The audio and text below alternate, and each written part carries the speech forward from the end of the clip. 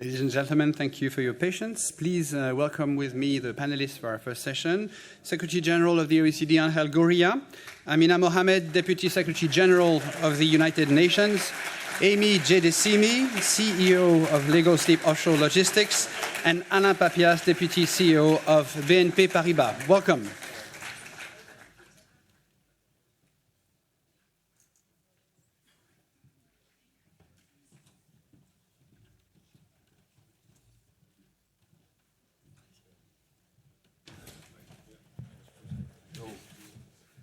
No?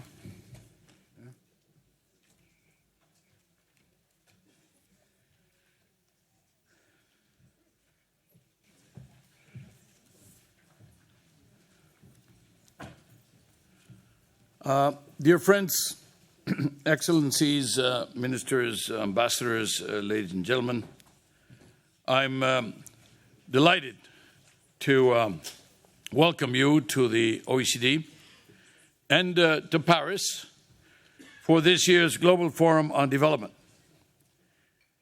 This forum is now in its 12th year.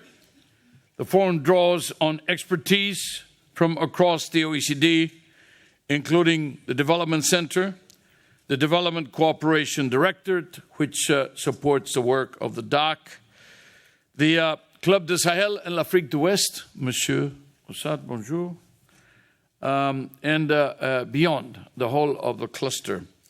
I'd like to acknowledge the leadership and commitment of Deputy Secretary General Doug France, who is leading the charge here on the SDGs and who took almost a year to put together the action plan of the OECD. It's not that you're slow, it's difficult, you know.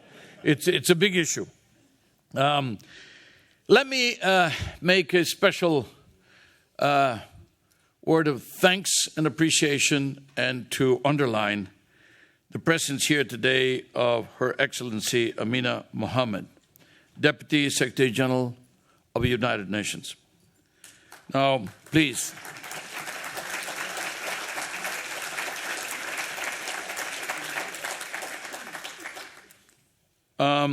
Let me say that Amina is a regular here at the OECD. She's one of the architects of the 2030 Agenda, strong partner in our work. She then was snatched away by her own country, and for some time, only a few months, actually, a year and a half or something like that, and then was actually snatched back by Mr. Guterres to be his deputy. Clearly, she has kind of the shoulders are going to have to grow and grow and grow and grow. This is an enormous task. We've just been talking about a few of the issues that she is confronting now with Secretary General Guterres, and it is really a task which, if it were not Amina that is facing this task, would be quite overwhelming. It's a privilege to welcome you back to the OECD in this new role. We are delighted to see you in this exalted responsibility, but also very proud, all your friends who have worked with you and for you over the years. We're very proud and ready to help. Our partnership with the United Nations has grown from strength to strength since the adoption of the Sustainable Development Goals, and we continue to intensify our cooperation under the leadership of Antonio Guterres. This year's forum focuses on the partnerships that will be crucial to achieving the Sustainable Development Goals. Now, we're talking about the word partnership and the fact that it's been used so much, sometimes abused, and that anything that looks like, joining for any common cause or any common desire is considered a partnership, when it's not really, because the idea is that these partnerships actually deliver. Now, these partnerships extend well beyond governments. It is for this reason that I'm particularly pleased to welcome Amy Jadesimi, the CEO of Lagos Deep Offshore Logistics, as well as Alain Papiasse, Deputy COO of BNP Paribas, to this opening session. I understand, Amina, that you had dinner last night with Jean Lemierre and a group of his colleagues from BNP Paribas, which is supporting the cause. The global community can be proud of its achievements in 2015. Less than 2 years ago, we collectively delivered an ambitious plan to better the lives of billions of people. The SDGs, the Paris Agreement, the Addis Ababa Agenda for Action, and our own mandates at the OECD in terms of the tax agenda. All were major achievements. Yet over the months that followed, the spirit of these agreements has come under threat, under pressure. Developments in Europe and North America in particular have brought them under a cloud of uncertainty. The emergence of protectionism, populism, exclusive nationalism, all sorts of bad isms, doubt over the benefits of globalization, the erosion of trust in governments, all seem, at least in some parts of the world, to have cast a shadow over the achievements of 2015. Inequalities were rampant. They continued to be. The gap between the winners and the losers continues to widen. Today, over 800 million people still live in extreme poverty. People in small, fragile, and conflict-affected countries are adversely affected. Inequality still persists and large disparities remain in access to health, education, equality of opportunity, and other areas. So we must correct this course in 2017. We have an opportunity to listen to countries and, crucially, to people, and to chart a future that is both inclusive and sustainable. Now, public and private must join forces to deliver on the promises of 2015. Here we have the United Nations, a dedicated leader of an NGO, and a leader of one of our largest financial institutions in Europe. So, Excellencies, ladies and gentlemen, and of course you're all meeting at the OECD, which is, what can I tell you, just la crème de la crème. So the responsibility to deliver on the 2030 agenda is a collective one. This is the big difference. We often say this, but we have to repeat it again and again and again. This is the big difference between the MDGs and the SDGs, and that is that the MDGs had certain targets where we made those countries almost responsible for the results, whether they achieved them or not. Whereas the SDGs are a collective mandate where we are collectively responsible for achieving the results. And every time we do not achieve one of the results, or we look at the GPS, it looks like we're not getting there in the fastest, more cost-effective way, then we have to question all of us and see what it is that is wrong with the design, with the route, or with the vehicle, or with the direction in which we are moving. No one can go it alone. It's a collective agenda. That means that not only whole of government approaches, but whole of society approaches need to be developed. Estimates of the resources necessary to finance the 2030 run into the trillions. And if we start by looking at development financing requirements, we become overwhelmed.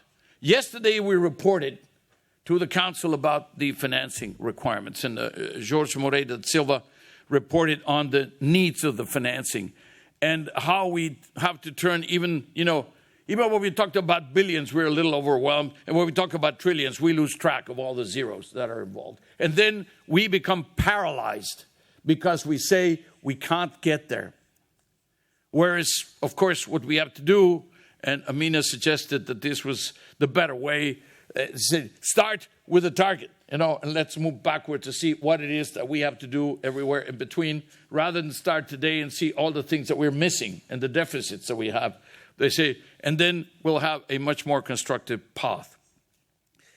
Now, it's clear that delivering on the SDGs is not, however, just a question about cost, just a question about investment. But there is a very important element about cost investment. We do have to deliver on that. Foreign aid is and will remain a critical resource in financing the SDGs. In a week or so, the OECD will release its ODA figures for 2016. And perhaps I don't want to, steal our own thunder, but we may show that there's a slight increase in a time of very great difficulty and tight budgets. However, there are issues that have to do with where does the money go to and what is accounted for as foreign aid as opposed to the more traditional concepts where we could see it was flowing to the neediest countries, and maybe part of it is now going to in-country support for migrants, for example, or the question of, we have found, not a surprise, that it's easier to spend the money in the middle and higher income countries among the less developed or developing economies rather than in the lower income because of the institutional and the competence, the capacities, etc. But then that means we have to work on building up the capacity so that we can actually resume spending for the development needs in those countries, rather than simply, shrug and say, well, what are we going to do? Collective aid levels, as I said, around 140 billion. Only 6 DAC countries meet their 0.7 commitments. Now, we've seen reductions. I have to say we've also seen very exciting examples of hardship of the budget and at the same time increase in the aid budgets.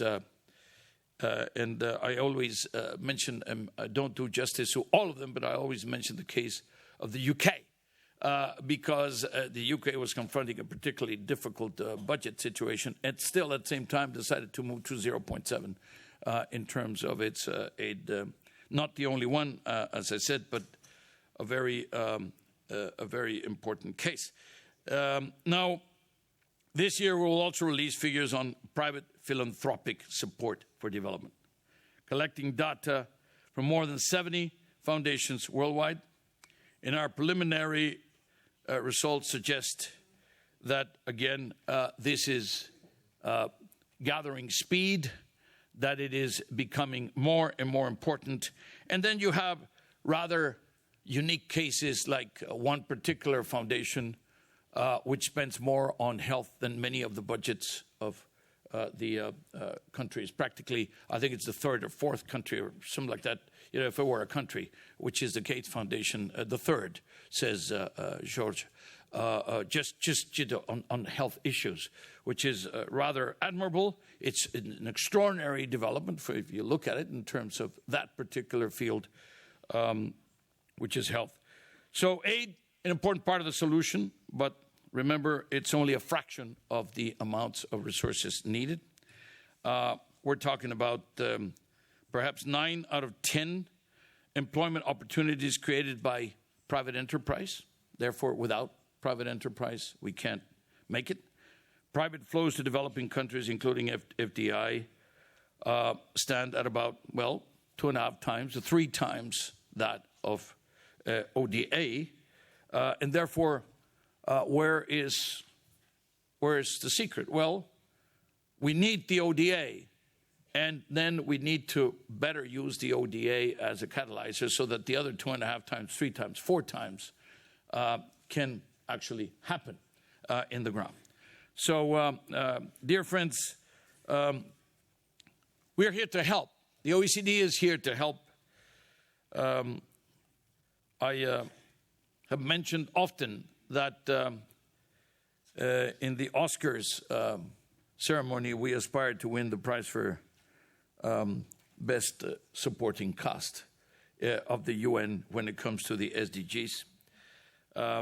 We know that the UN takes the prize for best picture and best director and best music and best everything, which is best actor, yes, best actress also. Only yesterday we met with member countries and also partner countries to take stock of where we are when it comes to the SDGs. We also have been working with the so-called EMNET, the Emerging Markets Network, a network of foundations. EMNET is with the private sector, then the network of foundations.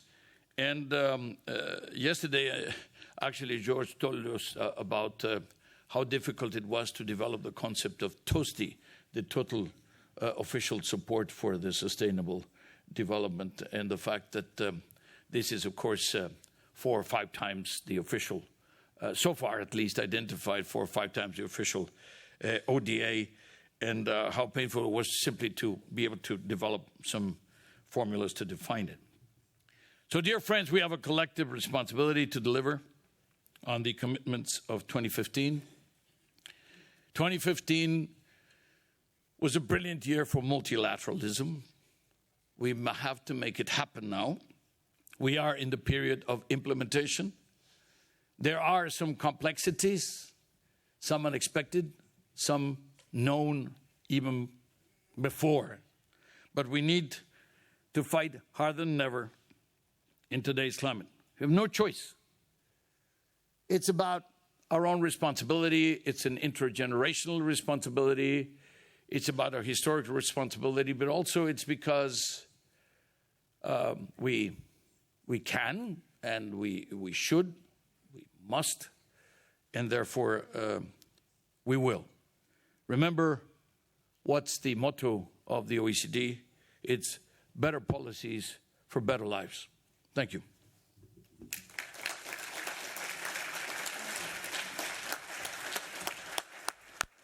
Thank you very much, Secretary General, for putting us on our way. I'd like to invite Amina Mohammed, Deputy Secretary General of the UN, to give her keynote.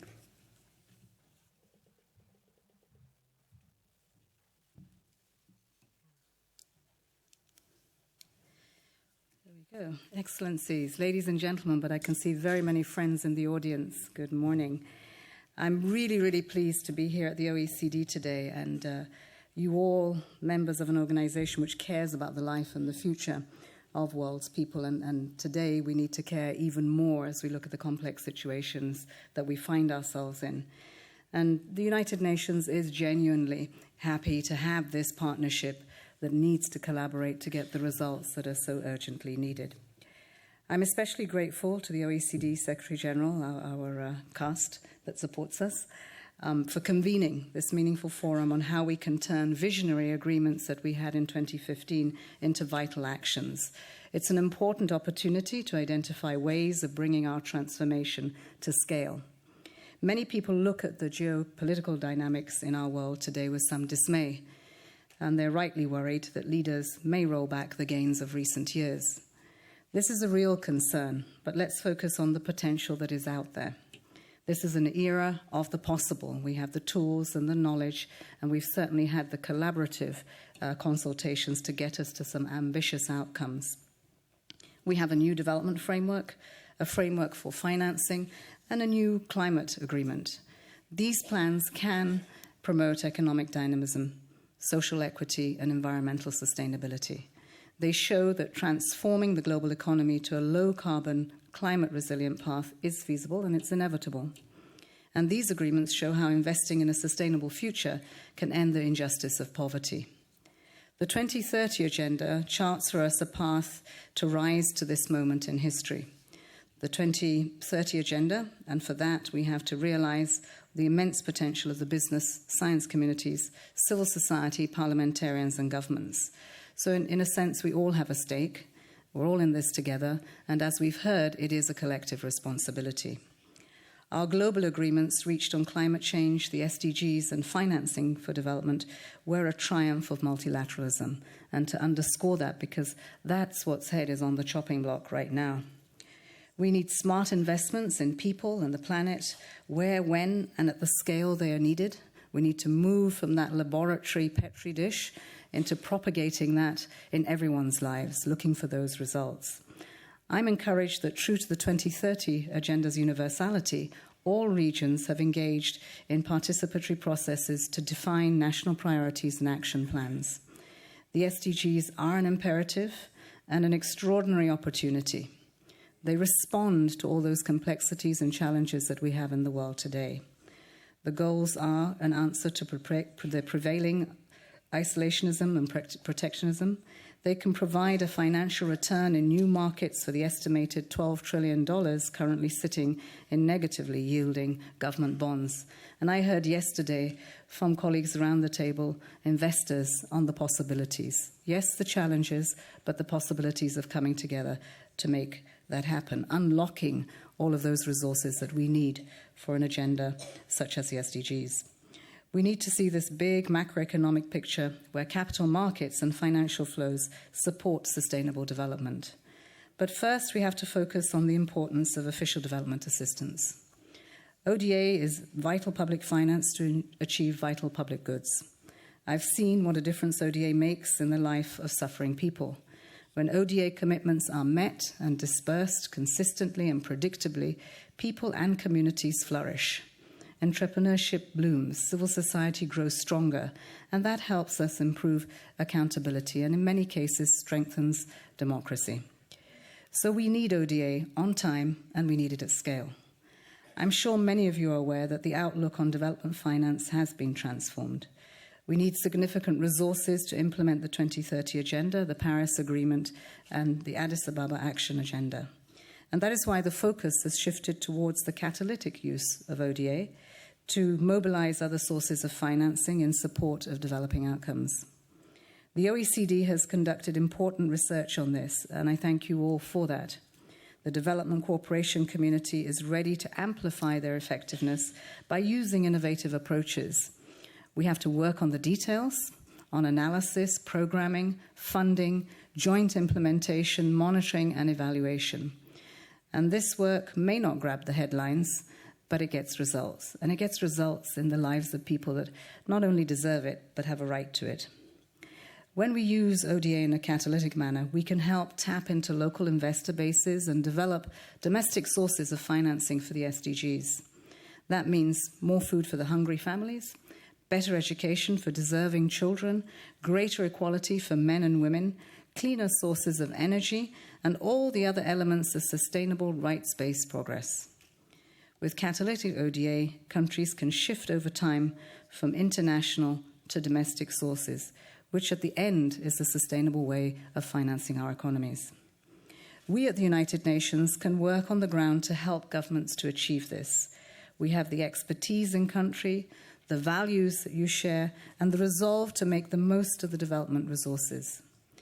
We need your expertise to help support country-level pipelines of projects to support investment plans that will attract the new partners that we need on this journey. Ladies and gentlemen, active participation through partnerships, collaborations, is much more than philanthropy. This movement goes to the core of our business models. It's a global challenge, and the private sector is an essential part of that solution. And we worked our way through this as we looked at the results of the SDGs. And so every private sector investor should see themselves in the opportunities in every one of the 17 goals that we have. The global economy has more than enough savings to realize the transformational vision of the 2030 Agenda, but they need to become better aligned with sustainable development. Right now, most incentive structures in financial markets don't aim for achieving social returns. This is true for institutions and individuals. When we realize everyone's potential contributions, we can have a world of dignity for all. The benefits will reverberate back to investors, who will get secure markets, thriving customers, strong natural resources, and the bottom line will look good for everyone. We already see how private investors, many times with the support of public policy and finance, drive global development by channeling billions of dollars into countries around the world. Individual projects are bringing renewable energy to communities, boosting farmers' crop yields, spurring economic growth, and helping countries tackle climate change and poverty eradication. Here is what we need to speed up this progress. First, I believe we have to unpack new investment opportunities, explain them better. instead of speaking past each other, speak together.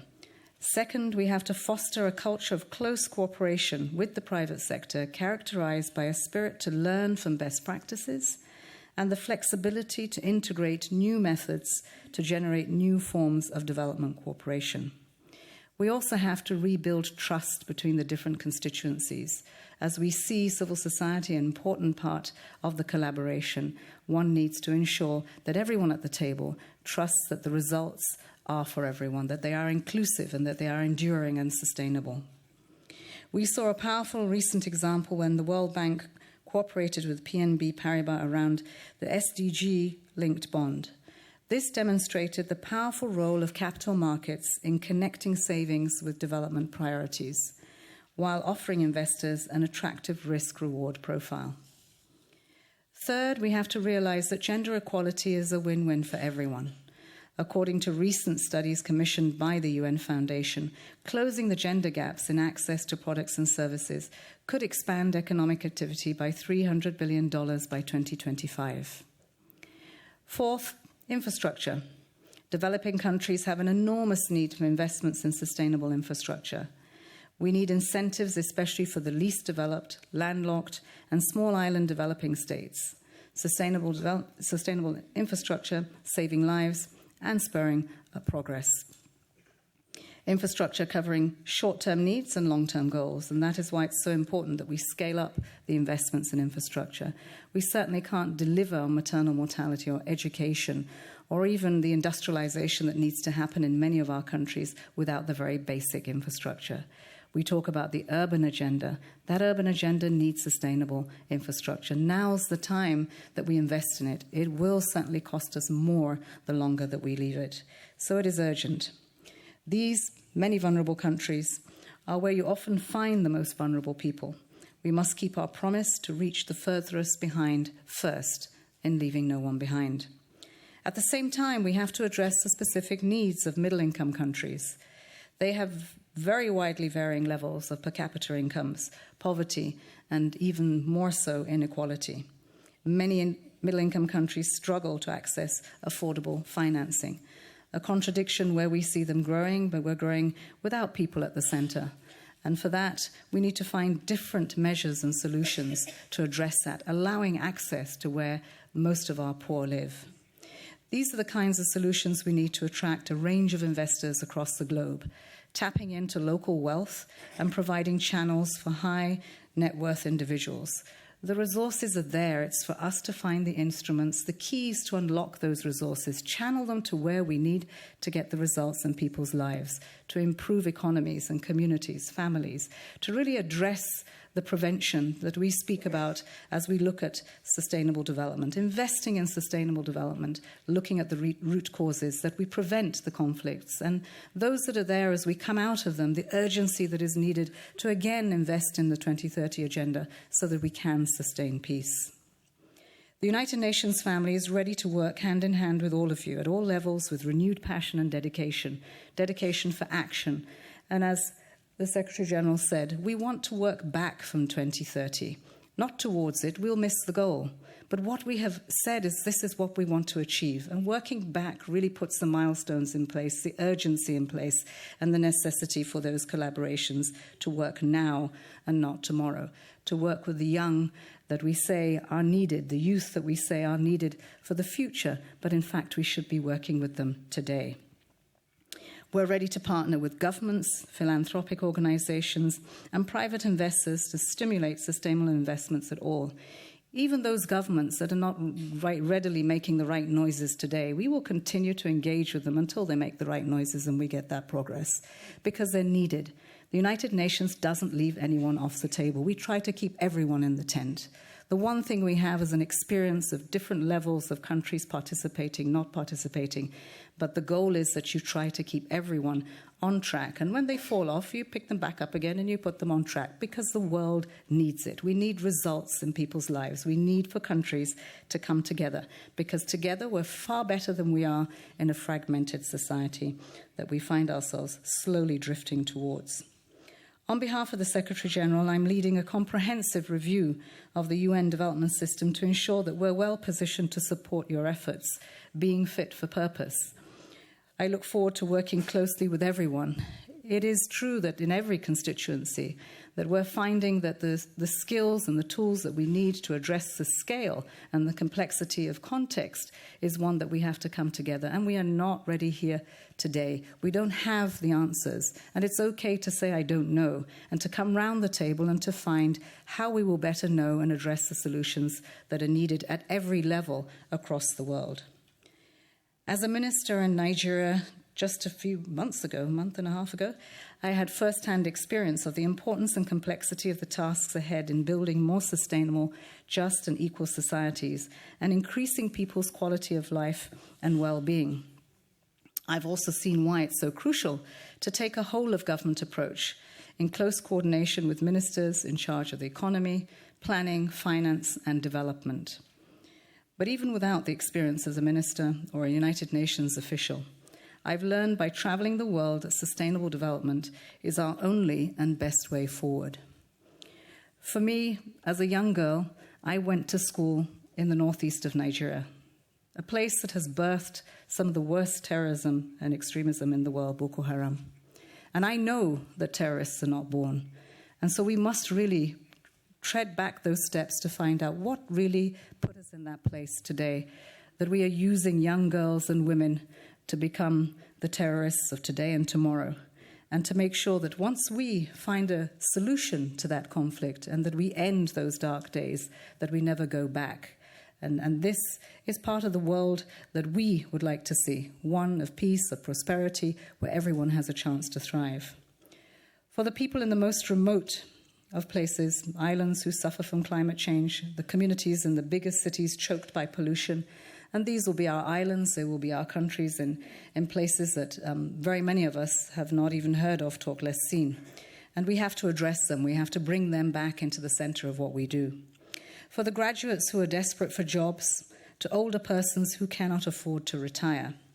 For the human rights champions who know that poverty is a violation of what makes us human, to the children who deserve education, nutrition, and love.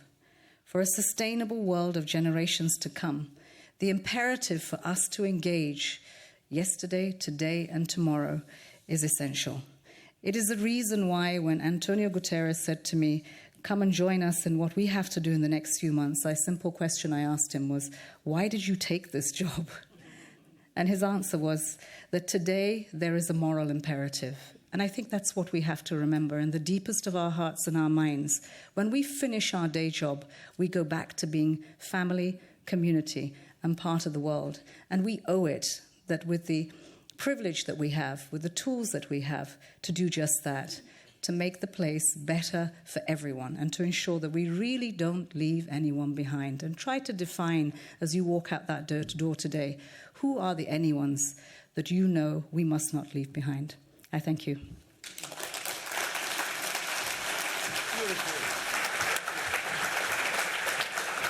Madame Mohammed, merci du fond du cœur. Je rappelle à tous que cette conférence est interprétée en français et en anglais. Pour ceux qui ont la chance d'avoir une chaise, vous trouverez un casque à votre gauche. Pour les autres, n'hésitez pas à demander à nos collègues. This meeting is about public and private sector working together. Amy Jadesimi, you're the CEO of Lagos Deep Offshore Logistics. We're thrilled to have you here. The floor is yours.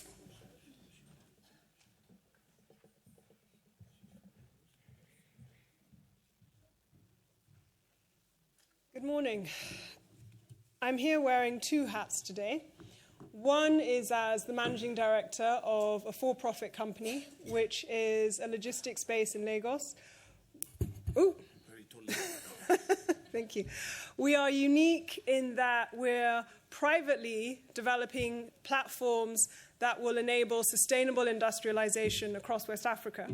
My second hat is as a commissioner on the Business and Sustainable Development Commission, which was founded by Paul Pullman and Lord Mark Malloch-Brown, who also chairs the commission. And there are 35 commissioners. And each of us is from the private sector, from different companies across the world. And we came together because we instinctively understood that sustainable business models were the future, and that there were a wealth of business opportunities hidden in sustainability that needed to be uncovered. And during its first year, the Commission put together a report, which is available here today, which demonstrated how significant, how large that opportunity is. So, as has been so eloquently pointed out, the world is in a dark place. And my remarks today start in a dark place, but end in a light, uplifting place. So stay with me.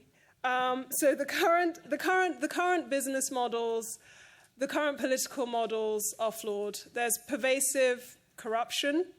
There's universal mistrust, and instability has become the new norm.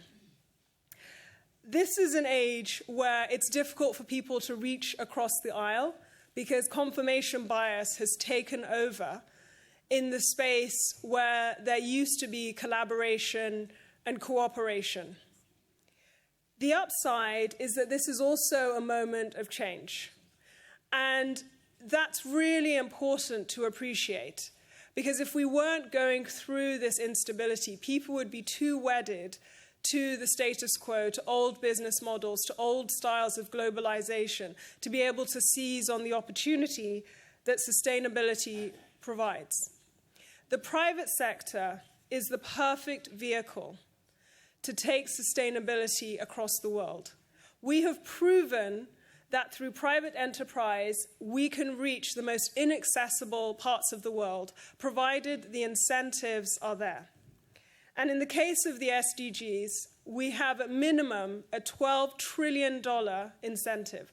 $12 trillion could be added to the global GDP by 2030 if more businesses become sustainable. And that number is just based on looking at 4 sectors, which I'll touch on in a moment. The alternative is to remain wedded to business models in declining markets that have no future and which ensure that we will maintain a status quo that is growing increasingly unstable. So the opportunity cost for business as well is very real. And it's something which more businesses are starting to quantify.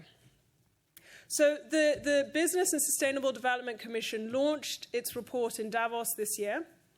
The report is a compelling read. I know everyone in this room is really busy, so if you don't have time to read the whole thing, please read the executive summary and then dip into the sections of the report that are relevant to your area of expertise. There's also case studies at the back of the report, so it's a very practical document.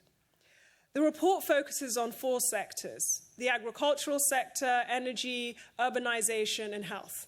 So in the energy sector, we uncovered a potential $4.3 trillion that could be added to the global GDP by 2030 due to using sustainable technologies and building new sustainable businesses to provide power and energy to the 1.5 billion people who are going to have higher energy requirements by 2030.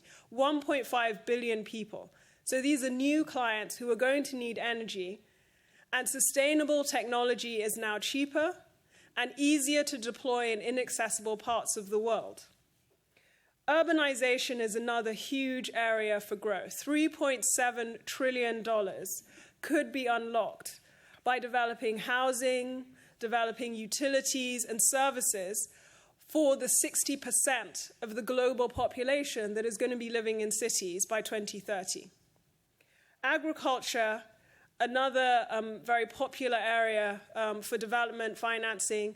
It has been difficult to unlock business models that are scalable for private sector historically, but now technology is making that easier. And we could unlock $2.3 trillion in additional value for the world by decreasing waste and increasing the yield from smallhold farmers and across areas in Africa and other parts of the world that are currently underexploited. And health will yield $1.8 trillion of value through a range of new health innovations and education and, importantly to me, empowerment. So also empowering people to take care of their own health and using prevention rather than cure. There is, and so this is just 4 areas that we've identified could yield $12 trillion. Anecdotally, looking at the other evidence that's available, there's another $8 trillion that could be unlocked in other sectors of the economy. Over 50% of future growth is going to come from low-income, high-growth parts of the world. So these are the emerging markets, the developing world, whatever terminology you want to use. Most of the population growth is going to come from these same areas. 23% of the 380 million jobs that will be created through exploiting sustainable business models will be created in Africa. And the majority of young people in the world will be in Africa. So these are areas of tremendous opportunity where you can see prosperity will lead to more prosperity because you're investing in essential services, you're investing in services that create a middle class, which will drive the global economy. Innovative funding is critical. And as a former banker, I always put a lot of pressure on investors and bankers when I meet them because it has become too easy to say, I can't find bankable projects. It should be unacceptable if you're running a development fund or if you're running an impact investing fund. It should not be acceptable to get to the end of the year and only have invested 10% of your fund because you can't find bankable projects. We need to redefine bankability. And innovation is not new to the finance world. Even though it wasn't done sustainably, so I always hesitate to use this example, but it is a good example of innovative financing, the railways that were built across the United States required a great deal of innovation.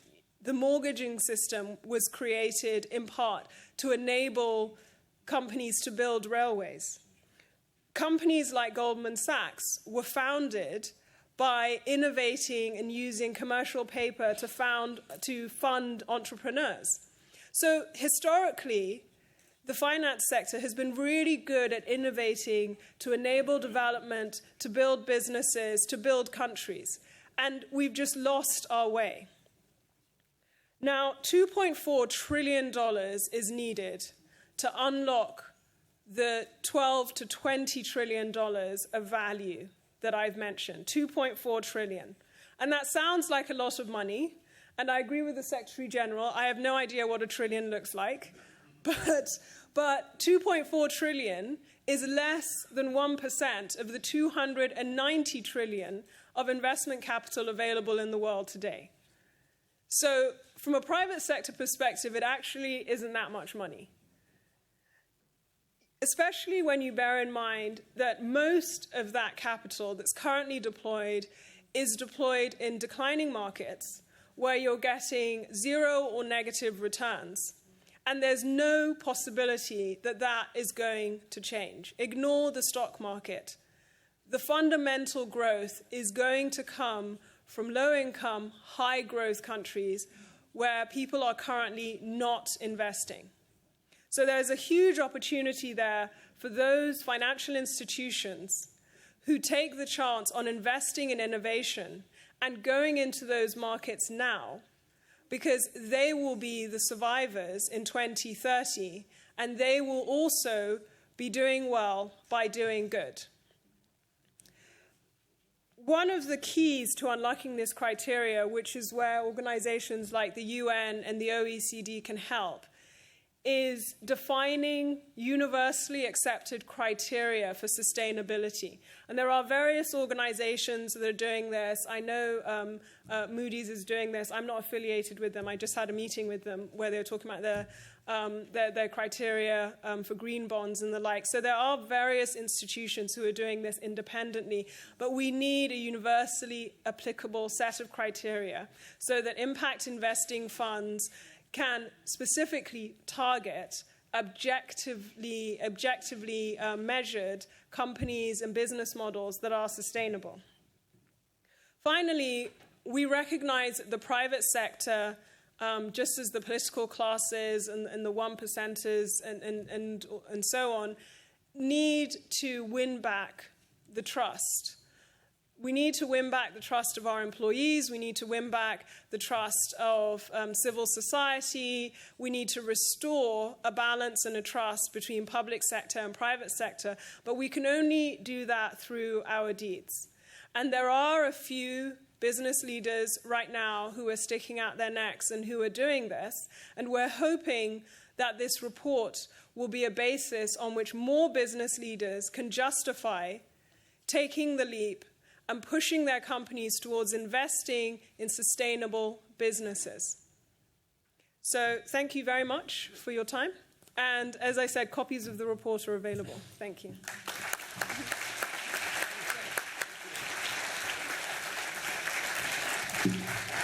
Jadesimi, merci beaucoup. Il a beaucoup été question de finance dans votre intervention. Alain Papiasse, vous êtes le directeur général adjoint de BNP Paribas. C'est un plaisir de vous accueillir. À vous la parole.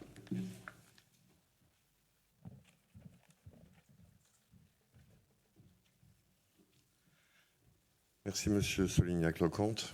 Your Excellencies, ladies and gentlemen, it's a real pleasure for me to be here and to exchange views on a matter which is so important for all of us. And my colleagues before stressed the importance of the financial community to achieve these goals, and tried to show you this morning that some banks are already moving along with this type of topics and making significant progress. I think when we look at where we are today, significant efforts to move along a sustainable development path, despite a lot of obstacles, have paid off with the adoption of the United Nations Sustainable Development Goals and the Paris Agreement, well known under the name COP21. I think France, as a country, is indeed deeply committed to sustainable development. Obviously, everybody here is aware of the signature of the Paris Climate Agreement, COP21, by 194 United Nations members, pretty recently, March 2017. The Article 173, which is promoting energy transition, but also the fact that the French state, through Agence France Trésor, which is the issuer of the debt of the country, has issued recently, and BNP Paribas, one of the lead managers of this issuance, a 7 billion sovereign green bond in January, which collected, in fact, 23 billion bids from the financial community of investors. And I think it's important that states all over the world take that as an example to promote, in fact, even for government debt issuance, the importance of issuing green bond or equivalent. In fact, a couple of months before, we lead manage also in the market an issue which shows smaller in size but very visible for EIB, which is European Investment Bank, because if I recall, it was a 21-year issue and one of the few for a supranational for this type of maturity. Then, in addition to that, you probably know that Paris has launched a green and sustainable finance initiative, not only with the banks, but also with the insurer, the asset manager, the pension fund equivalent, by the Paris Financial Marketplace, Europlace. And we are seeing around the world, I would say mostly in Europe for the time being, a very rapid and massive mobilization of the financial sector globally. On the other side, on the investor side, we see more and more investors which are increasingly looking to contribute to sustainable development and the energy transition when they operate on behalf of pension funds or when they operate on behalf of individuals. Because it has become, for a lot of wealthy or less wealthy people, a real goal in the way they allocate their assets. And we believe also, because we see that almost every day in our business, that according to a recent study, 93%, it's not yet 100%, but it's a large majority of chief executive officers of corporates believe that sustainability is important for the success of their company. It's no more considered as a sort of fashion trend, but they consider that going forward, if they don't take take advantage or care of their sustainable issues, this company will have difficulties in the future. Can be financial difficulty, could be business difficulty, and it could be, to jump on what you said, difficulty in the future to attract the new generation, which probably has a sensitivity to this topic much higher than the one of the former one. That's the reason why BNP Paribas, as a banking group, we strive to accompany our corporate and institutional clients towards investing in such projects. Alors, a few words on BNP. We are one of the most committed European banks in sustainable development because we recognize that it's of critical importance and that this environment sustainable challenges, and we want to play a key role in financing the real economy via sustainable financing projects, because we believe that that will be the only way to make the process and the machine work going forward.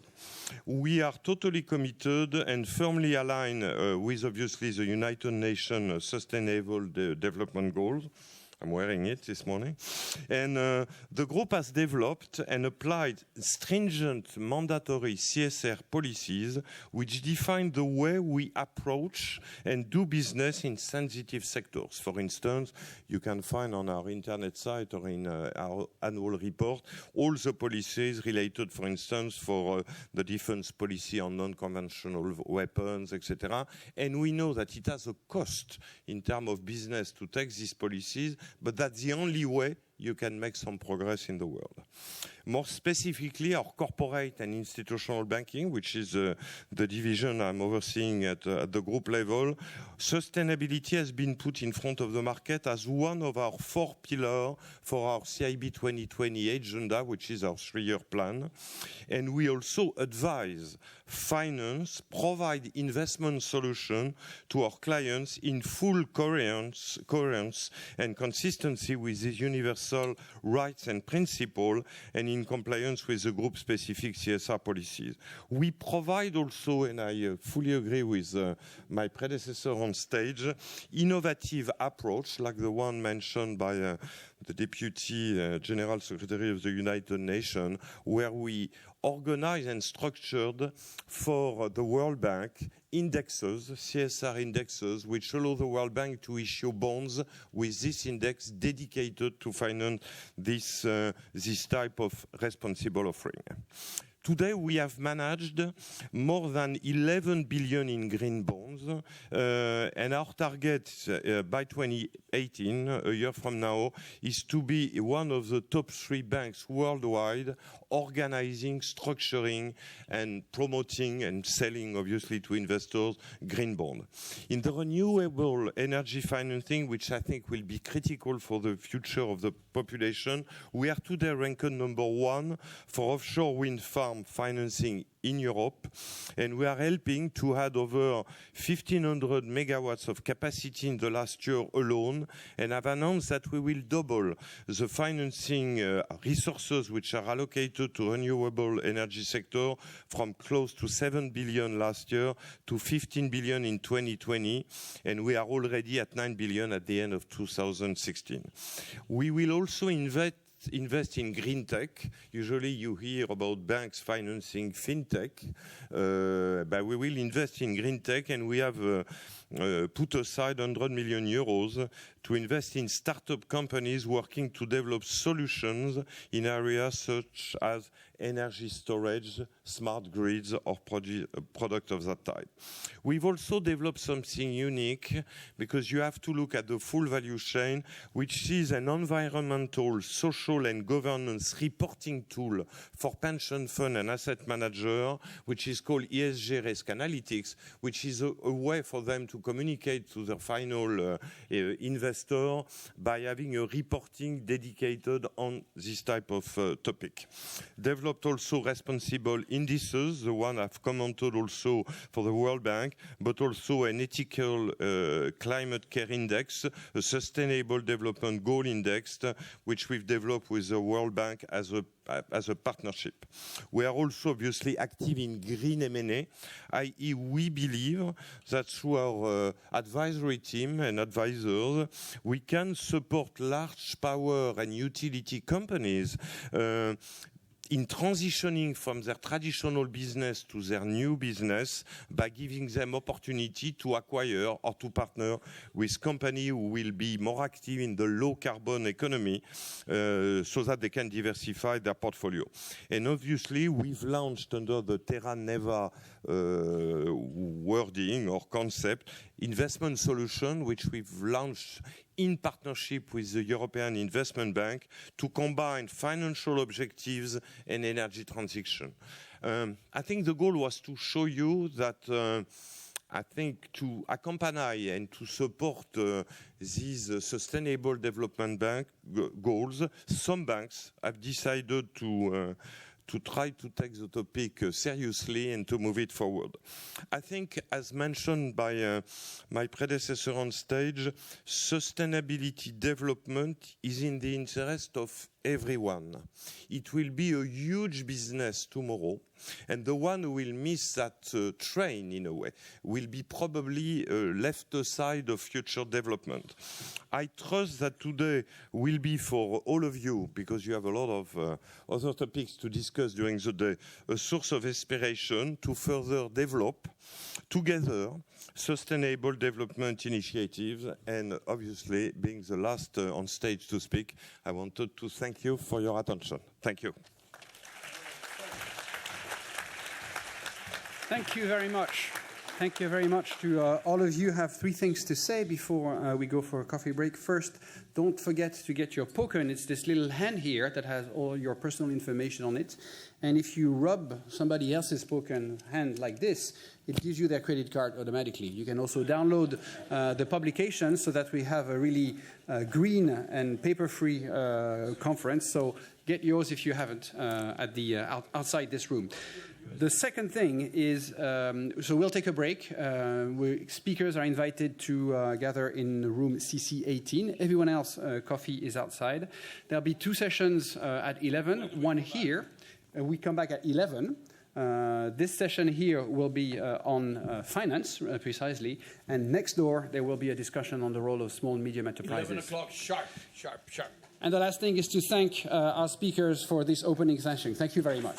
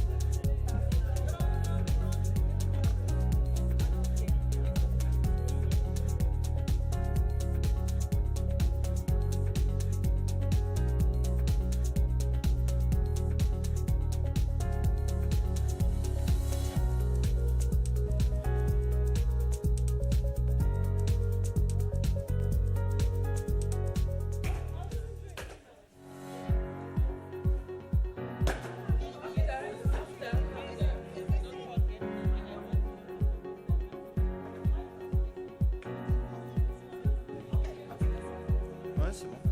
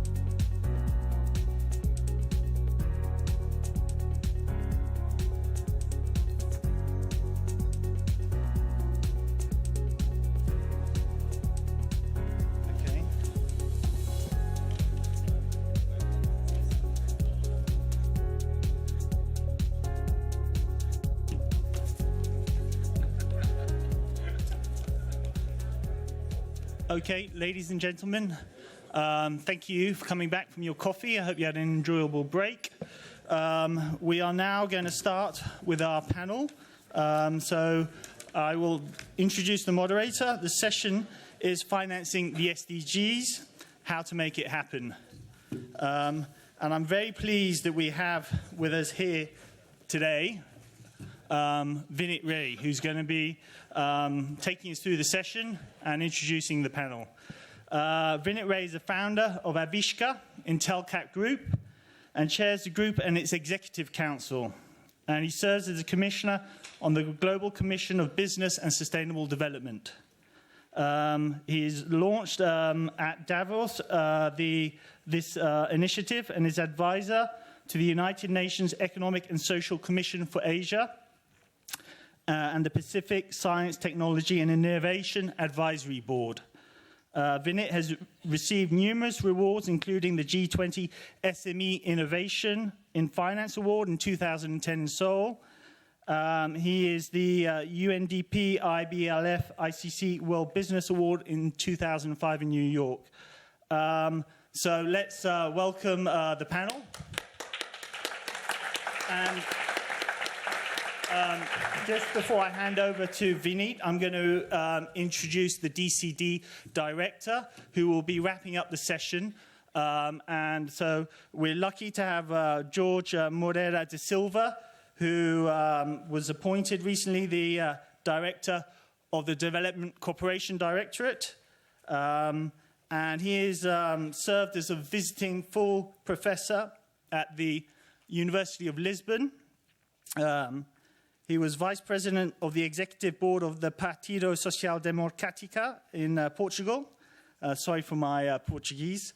And he was the Portuguese Parliament and chairman of NATO Parliamentary Delegation. He was previously Portugal's Minister for the Environment and advisor and program manager on climate change at the UNDP Climate Bureau for Development Policy. He's been senior advisor to the President of Portugal and member of the European Parliament and the standing draftman on climate change. As a member of the European Parliament, he was also the author and political agreement on the Emissions Trading Directive. So I think a fantastic sort of moderator and wrap up, but I'll let Vinit introduce the rest of the panelists, because I think we're going to have a great session. And I think lots of topics to touch on following the rich and colourful oversight that we received this morning. So over to you, Vinit. Thank you very much. Thank you, Paul. I think one part of the introduction that Paul missed is I'm actually one of those guys who's a forester. So I'm a trained forester who chose to become a finance guy. So I truly represent the sustainability aspect of investing. And that's my job here. As we heard in the earlier session, Sustainable Development Goals are something which I have never thought we, as a community, had the capability to think about. Such audaciousness that you will have no poverty and no hunger in 14 years from now, after 5,000 years or 6,000 years of civilization, sounds remarkable. The big challenge is that while these goals have been set, how do you achieve them? And the general belief is there is a need for capital to make us achieve those goals. And this capital, as Amy mentioned in the earlier speech, is available and it's very small. It's not really so significant of the private capital that is available. But sustainable development goals are being led by the government. So how do you get private sector to unlock their locks on this capital and allow it to play a role so that we have a world that is very equitable, where you don't have some of those ills that we don't want to be having around. And that really is the challenge. Now, the big challenge is not just about capital. In my view, capital is actually a necessary but not the sufficient condition to bring about the sustainable development goals that we are seeking. It is important, and that's why probably this panel has to, while talking about unlocking the capital, think about other issues. I mean, this capital that you're unlocking is supposed to create jobs so that you can actually deal with hunger and poverty. But then development is also making sure that the same capital is also destroying jobs at a very fast pace, and those sitting in OECD are probably grappling with those challenges. Machine learning, artificial intelligence, robots, these are not the challenges of the first world. They are also the challenges of the world, the developing world, and probably the not-so-developed world as well. And we can't walk away from them. These are some of the challenges I wanted to put before I actually go back to my extremely really great panelists that I have here. Let me quickly introduce each one of them individually. We have Marjeta, Jager, Deputy Director General, International Cooperation and Development, European Commission, right at the end. Followed by Dessima Williams, Special Advisor on Sustainable Development Goals, United Nations. Next to her is Sergei, Guriev, Chief Economist, European Bank for Reconstruction and Development. And then we have David Croft, Chair of BIAC, probably the one representing the private sector, in addition to me. Nanno, somebody whom I have known for a fairly long period of time, somebody who represents the entire development finance institution in Europe. So Nanno, great to have you here. And then on my left, Harpinder. On my right is the person who's going to wrap up and has already been introduced, so I'll not do this. I'll go straight to the questions. Let me start with Marjeta.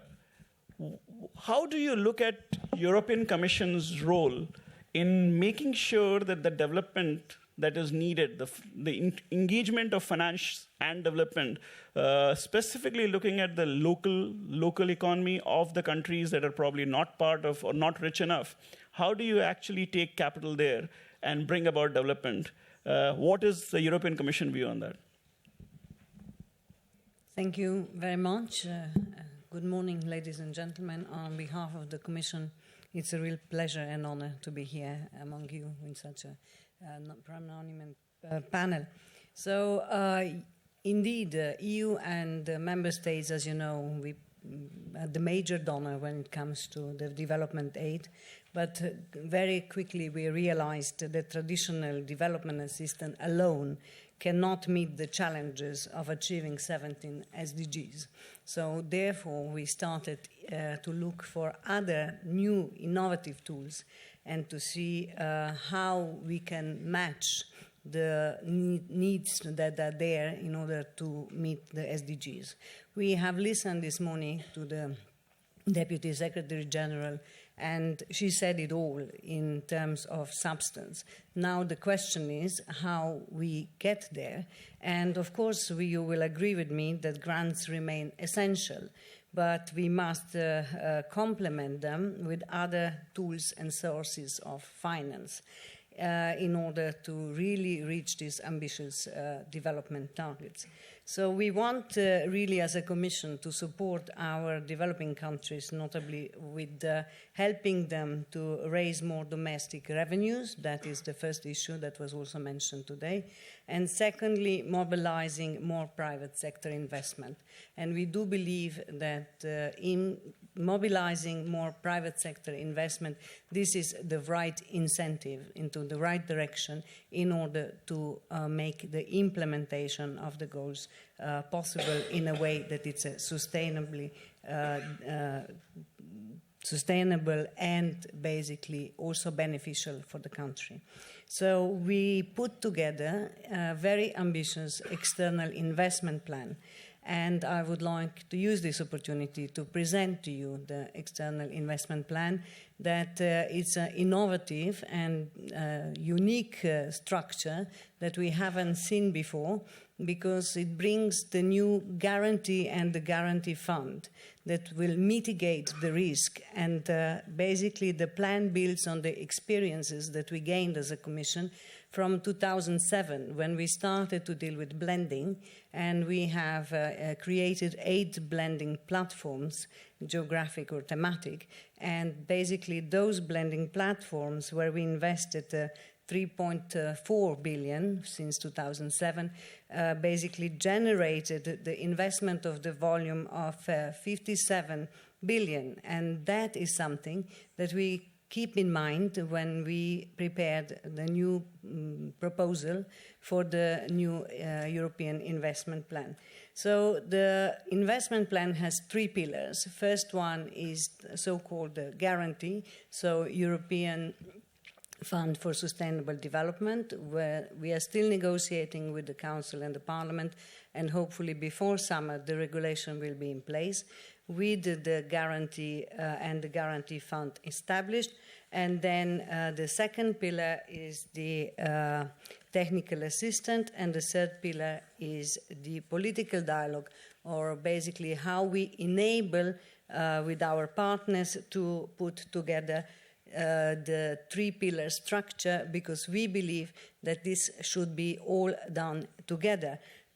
The technical support and policy dialogue should basically help the private sector that will invest inside to get the regulatory framework, for example, laws on protections of investments, decent work, sustainable social standards to be followed. Basically, this is something that needs to be really seen as a package.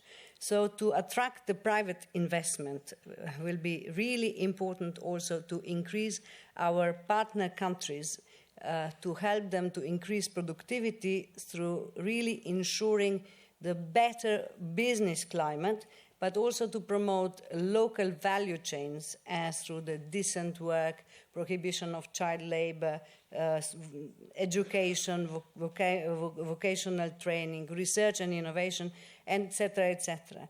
And in addition, we will put another priorities on gender, on youth, and small and medium companies.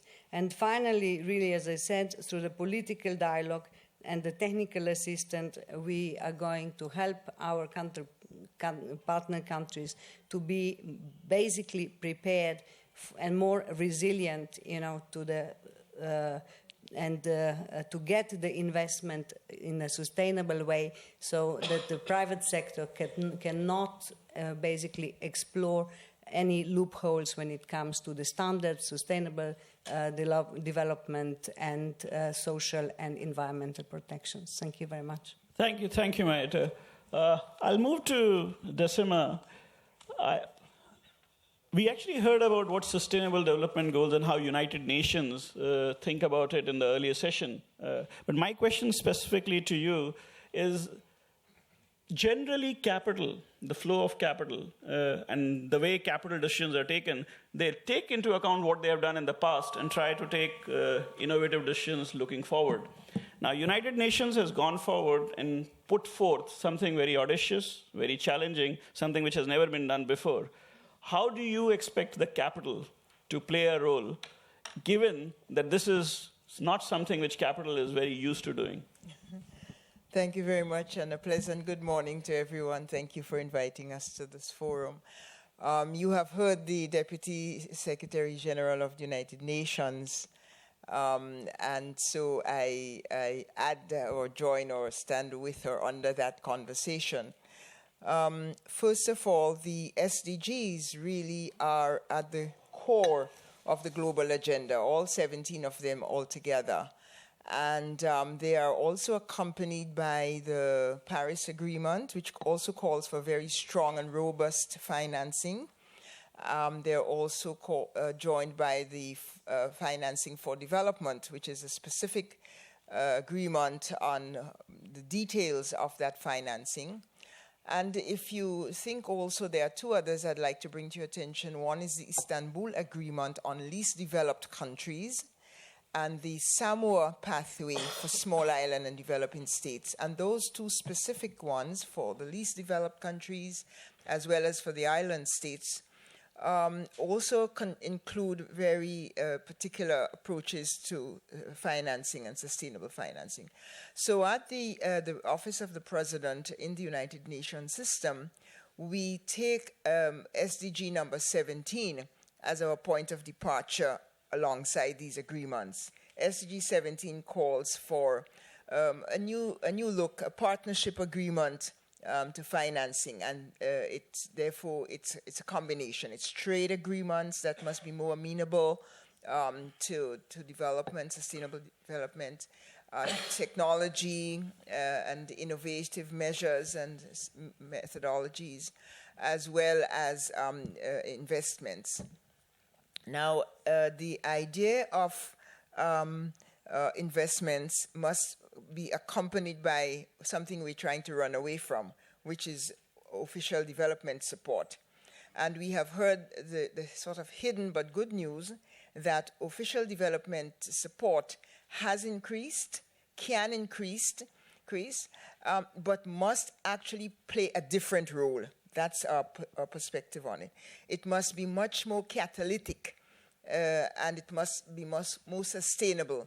It's not a panacea for weak economies and to lean on, but it must be a place where we use it to finance the whole gambit of sustainability. So, for example, education, regulatory reforms, financing the domestic market. So the innovation that has to come is, in the first instance, governments themselves using concessional or development support in a new and sustainable way. And secondly, then scaling up and attracting international investment to complement the expansion of the domestic market and the domestic private sector, because as the Deputy Secretary General said, sustainability, a major element of that is actually having the domestic sector, the domestic private sector, play a bigger role and scale itself up and not simply be dormant while international finance does all the hard work. But it's a partnership between the two that really will give us the transition that is necessary. Thank you, ladies and gentlemen. The message is very clear that your aid has to actually be sustainable. When you're talking about sustainable development goals, we really cannot actually afford to create dependencies.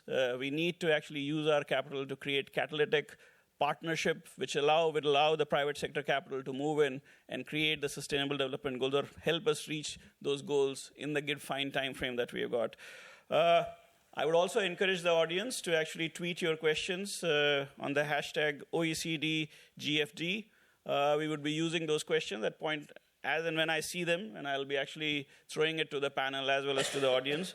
One of the things that I was asked to do was actually call on some of the people from the audience to respond to some of the questions that we have had.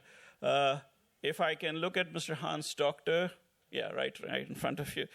Would it be possible for us to hear from you any ideas that you have on or examples from Netherlands that can talk about sustainable and impact creation at the same time through finance? Thank you for the opportunity. It's not working, this thing.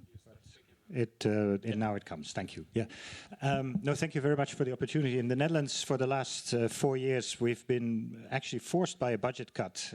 We've been forced to be more catalytic with our funding, and I think the results so far are pretty good. And the main thing is, if you start working on this approach, is to make sure that companies actually also contribute. If companies can have tremendous development impact in their core business, but sometimes you also need to help them to get to certain markets, to invest in a certain way, or to trade in a certain way to maximize the potential. But it is key when you structure those projects that companies contribute a large share as well. And I think that overall companies now contribute more to development goals than ever before. Another important element is also to make sure that you make returns on your capital. We have, through various investment vehicles, our Nanno Kleiterp will also say more about that, through our development finance institutions, we make sure that we have returns, but also through other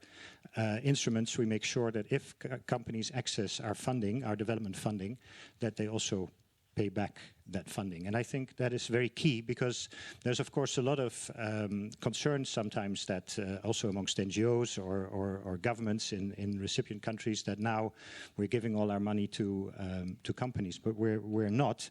We're catalyzing the way they can achieve results, and we're catalyzing also their contribution. And I think that's a key thing to remember. Another thing, of course, is, and that is something that we have to do much more, is working on the regulatory environments. As Dessima also said, it's the local capital markets that have to work, it's local companies that have to invest and to drive this in the end. And I think we can do much more also in talking to developing countries to really fix their regulatory environments and to make sure that their private sector can actually thrive. And I think there's still a lot of work to be done there, and that is actually now the main thing that is holding back a real takeoff of development in many countries. The private sector is ready to do its part. It's raring to go in many countries, but the regulatory environment is holding them back. Thanks, Doctor. Success of a large number of companies to actually make a significant difference to their own countries have been in spite of the government or despite the government, not because they were supported by the government. Hopefully, changes as we introduce in the regulatory framework would allow people to thrive rather than to spend 50% of their time fighting the regulatory challenges. Sergei, you represent a bank that actually is looking at Europe but is also working in North Africa and Asia. Gives you a pretty unique perspective of both the challenges of the developing economies, or middle-income companies. How do you see the challenges and the audacious goals of SDG within the context of what you have been doing? Thank you very much, Winhead. I need to answer this question, I guess, in 3 minutes, which for those of you who watched French presidential debate last night, you know that within 3 minutes it's not easy to say something on substance on issues like this. Well, for some people, probably an hour would also be not enough to say something on substance. Now, let me try to make my points. I'm very happy to follow up on what Ambassador Williams and Hans Doctor have said. And indeed, yesterday in this building, we had this council on SDGs, which emphasized the scale and the urgency of challenges. And I think this meeting is so timely, exactly because the challenges ahead cannot be addressed by governments. Whatever we do, if we look back, we have a right to be optimistic, because the last 30 years, 35 or 25 years, depending on how you count, we've seen dramatic decrease in global poverty. Share of global population in extreme poverty has declined from about 40% to about 10%. That's great progress. And in that sense, I am optimistic on the challenges that Winhead mentioned. On the other hand, we should not forget that this decline in poverty was not mostly brought by subsidies, but by jobs created by private sector. And going forward, we should emphasize this more and more, especially because governments now are burdened with debt inherited from the Great Recession. And when interest rates go up, this burden will become even more problematic. And so we will have to leverage private sector money. Now, I indeed represent a bank that is a private sector bank. The vast majority of our operations are with the private sector. We do not lend to sovereigns. We work with projects. Last year, we conducted more than 400 projects. In each project, we do seek to make profits. And overall, we are a profitable bank. We also stick to the principle of additionality. We never try to substitute for the private sector. We only co-invest with the private sector. Our third principle is directly related to sustainable development goals, and this is what we call transition impact. But basically, it's about each project making this particular country a better place, a sustainable market economy. And half a year ago, we actually redefined what we call transition concept, the definition of what sustainable market economy is, and that reflects our view of those challenges that you asked me about. So basically, we learned the hard way that if you just create a market economy, which does not deliver to everybody in the society, these reforms may not be politically sustainable, politically legitimate, and therefore they can be reversed, rejected, and that means that the work has been done in vain. So from now on, we don't only focus on competitive markets. We also make sure that the market economy is well-governed, green, 33% of our operations now are green, and our goal by 2020 is to raise this number to 40%.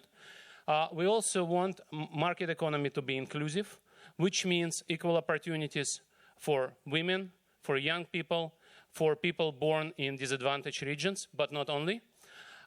Market economy should also be resilient to external shocks, and market economy should also be connected and integrated, both internally and across borders. Now, how do we do that? As I mentioned, we work with the private sector. The video that we've seen before the session said, imagine if for every $1 of taxpayer money, there would be $10 straight from the private sector.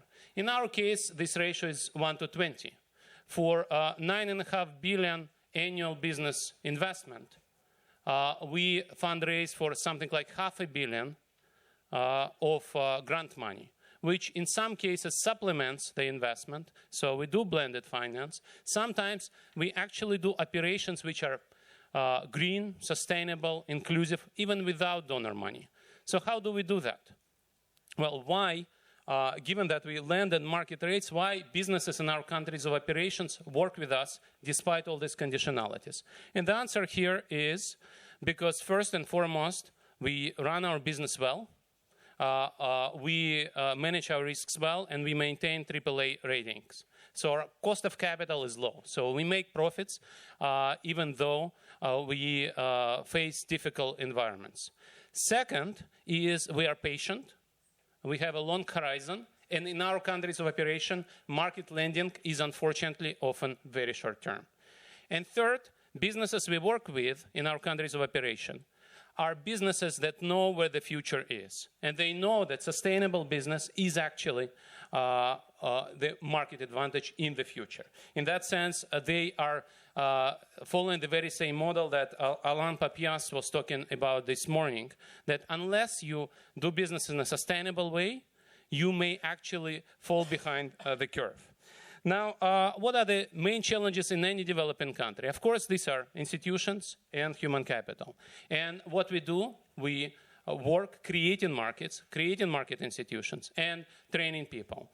And in our country's operations, we introduce legal infrastructure for private-public partnerships and undertake first PPP deals in various sectors. We create first financial instruments denominated in local currency. We create municipal infrastructure for refugees, which is new to those communities that host refugees. We create jobs for refugees. When we invest with the private sector in tourist facilities or in retail malls in Jordan, for example, we ask the businesses we invest with to think about which jobs may be created for refugees, which skills are needed for these jobs, and who can actually train the refugees the skills that they are missing.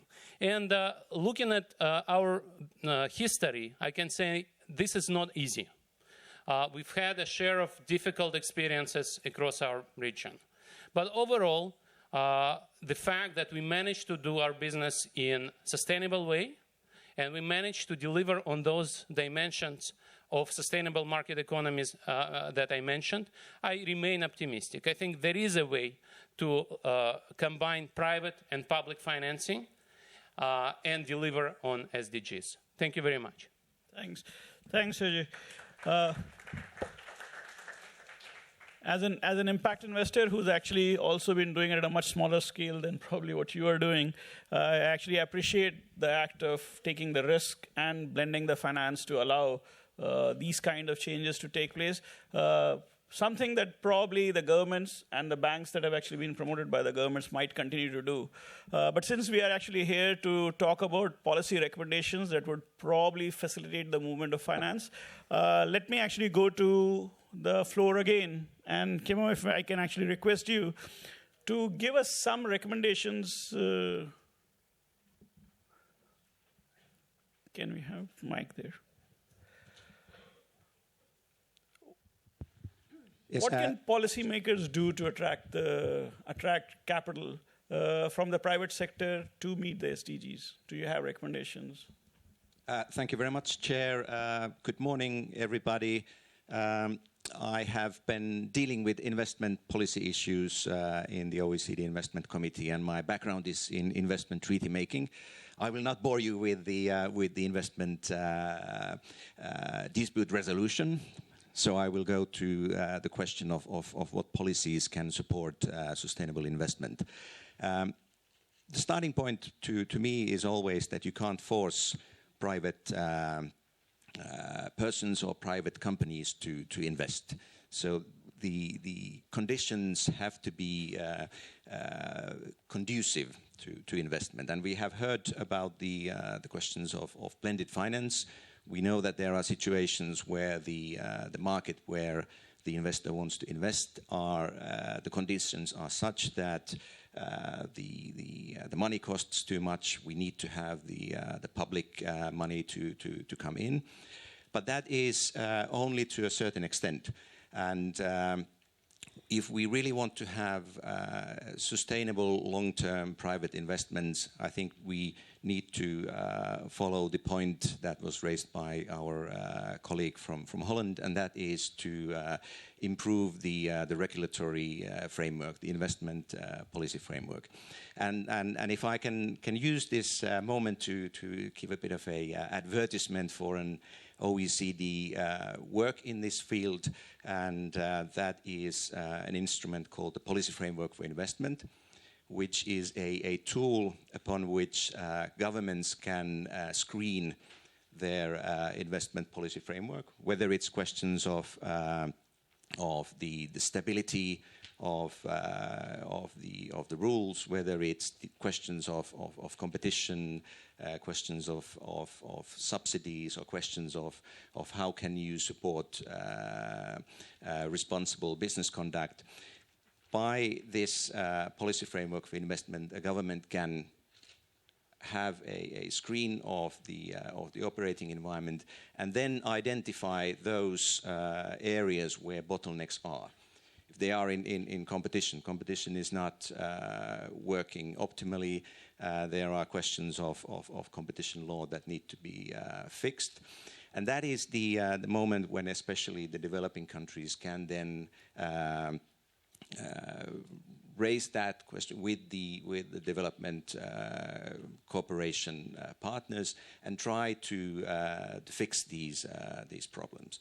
So my advice would be to use the PFI, or the Policy Framework for Investment, as much as possible. It has been used quite extensively already. The question we have, and the one that we are debating quite continuously here in the OECD, is how then to go from the screening to the actual implementation of the recommendations. And there, I think there is a lot of work to be done. Thank you very much. Again, not only do I actually live in a developing country, but we actually invest significantly in other developing countries. The way you are taxed, the way your money moves in and moves out, the challenges of intellectual property and how do you actually push that through, how are you competing or creating value, what's the relationship on the enforcement of contracts, remain fairly serious issues that all of us deal with when you're trying to bring about change. Let me move on to Nanno, who actually I have interacted with when he was the CEO of FMO extensively. And now, since you actually represent the European Development and Finance institutions, all of them together, it'll be interesting to hear from you. I mean, I actually benefited hugely when not only FMO went out of its way to seed Avishkar's initial investment, but kept supporting us through 5 or 6 of our funds, reinvesting one after another. What is it that DFIs can do more? Now, I know for a fact that I was one of those rare guys who actually managed to raise capital when I was very, very small from DFIs and was able to crowd in writing on your name from IFCs and everybody else as well. How does one actually look at the role of DFI, given that sustainability and SDG goals have become so relevant? What is it you can do? And I'll not forget to mention a book that Nanno has just written, where he has put in his thoughts. So if anybody wants to go much deeper beyond the 3 minutes time frame, there will be a good reference to that. Thanks, Vineet. The book is on banking for a better world. So I think because that is needed for reaching the Sustainable Development Goals. No, it's as has been mentioned, it's a huge challenge that we have in 13 years to reach these goals. And as mentioned, we need to mobilize a lot of capital. Mobilizing capital, as was also said, is not the only way that it will work, because capital is there sufficiently. And I think that is where exactly the development finance institutions come in and are a growing force over the last years and will be growing in the further future. Basically, what I think where the DFIs can play a more important role is bridging the gap between governments and the private sector. What we see, if you look at the paradigm shift that we have seen in 2015 with this, the establishment of the Sustainable Development Goals, with the climate agreements, and with the discussions on finance for development in Addis Ababa, it is clear that scarce government money has to leverage and has to catalyze the private sector. 9 of the 10 jobs come from the private sector, so it's the only way to get out of poverty is through jobs and through employment. And the only way to mitigate climate change is that businesses change their behavior and change their business models and make them more inclusive. And there, governments can play a role. But it starts with business. So what I see and what we do with the businesses and the clients, all the development finance institutions, is discussing with the owner of a business, discussing what is your strategy. And I think the times are over that a business can say, well, my only objective is to increase my shareholder value. Every business has to link to the Sustainable Development Goals and define themselves is how they are going to support them. Because they do already, but they have to intensify it. Looking at inclusiveness, there are lots of examples where businesses really focus on inclusiveness with small changes in their strategy can have a huge impact. At the same time, what we see is on the investor side. There are investors and banks that are already looking at Sustainable Development Goals, but it's not enough yet. And if we look at the pension sector, there are the savings, all of us in the world, that have more than 300 trillion of savings there.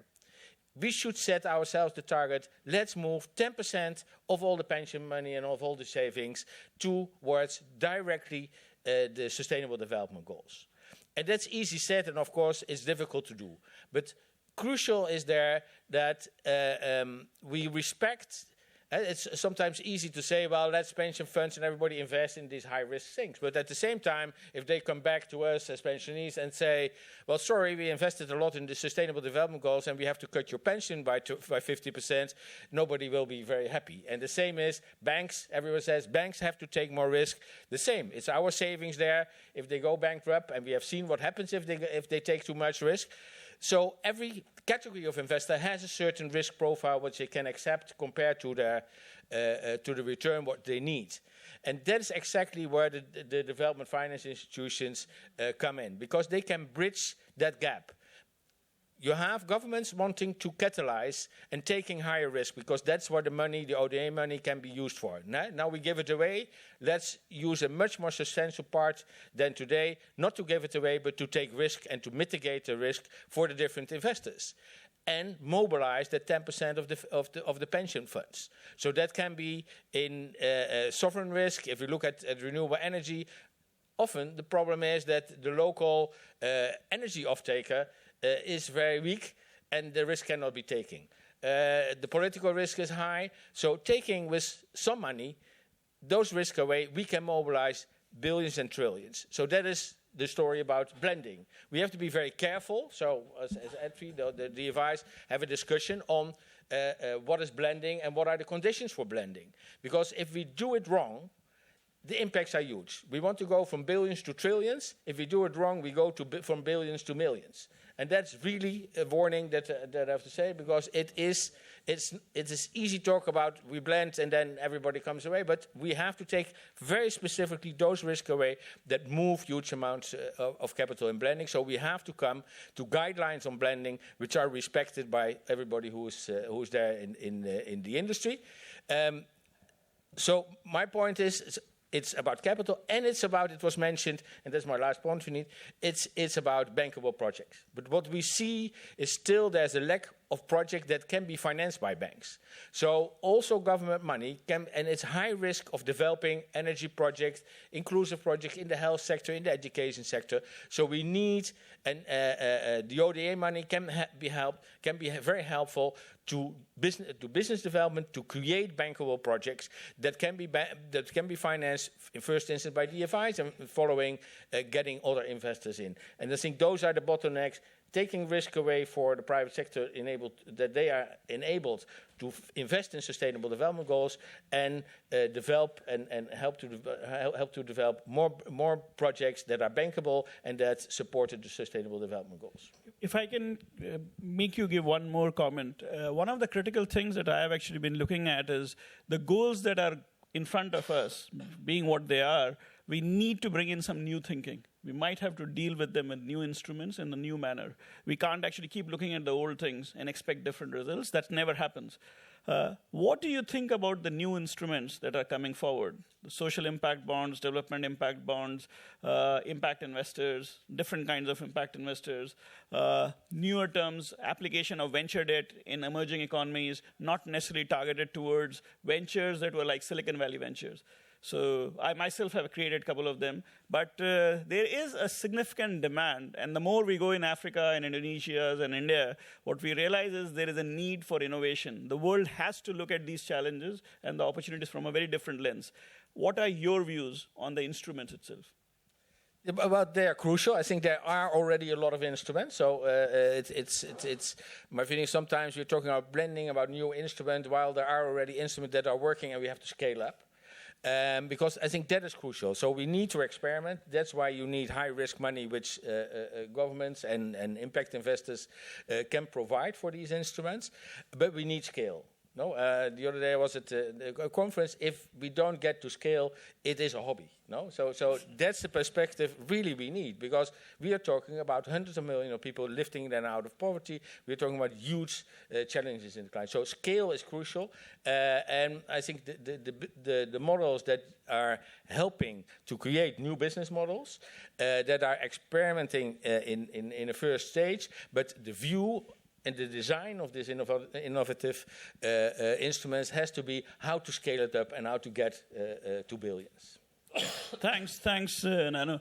One of the interesting things that I have actually been looking while thinking about SDG has been the conflict that today, because the dominance of the private sector, because significant amount of capital is going to come from there, how do sovereign governments look at tax reforms? Do you actually want to increase your tax? In case you increase your tax, you increase the revenue with yourself, but then you discourage the private sector to participate in your country. And at the same time, if you reduce the tax, then you are actually encouraging the private sector to move in, but you reduce your own ability to actually align to the idea of making the difference at the SDG. Since it's a fairly tricky thing, and I really have no experience except paying taxes, I thought let's actually look at Mr. Grace Perez Navora. Yeah, right here. Sorry. Would it be possible for you to actually comment on the idea of tax and how one government looks at this, specifically encouraging and at the same time not losing taxes? Yes, no, this is a challenge that all governments face. It's critical for governments to be able to raise tax revenues in order to finance and own their own development going forward. But at the same time, tax, as you rightly point out, is also used as a lever to attract investment. Now, it is not the only factor that influences investment, but obviously tax will play a factor in investment decisions. Now, we have just recently published a report for the G20 on tax certainty. So, and as part of that, what we did is we conducted a survey of businesses and also of tax administrations to see what are the factors that influence taxpayer behavior and investment in countries. And interestingly, tax was only the third factor that would incentivize or de-incentivize investment, the other two being first corruption and the second being the overall political context in the country. But let's not get too carried away with the role that tax plays in investment, because too often governments are either pressured or lured by either businesses or their own investment authorities to provide wasteful tax incentives. And by wasteful, what I mean is incentives that lower the tax rate for particular investments, but in the end, those investments would have occurred anyway. And so that's why they're wasteful. So all governments need to find that right balance in terms of attracting investment, but also raising the revenues that they need to finance their own development.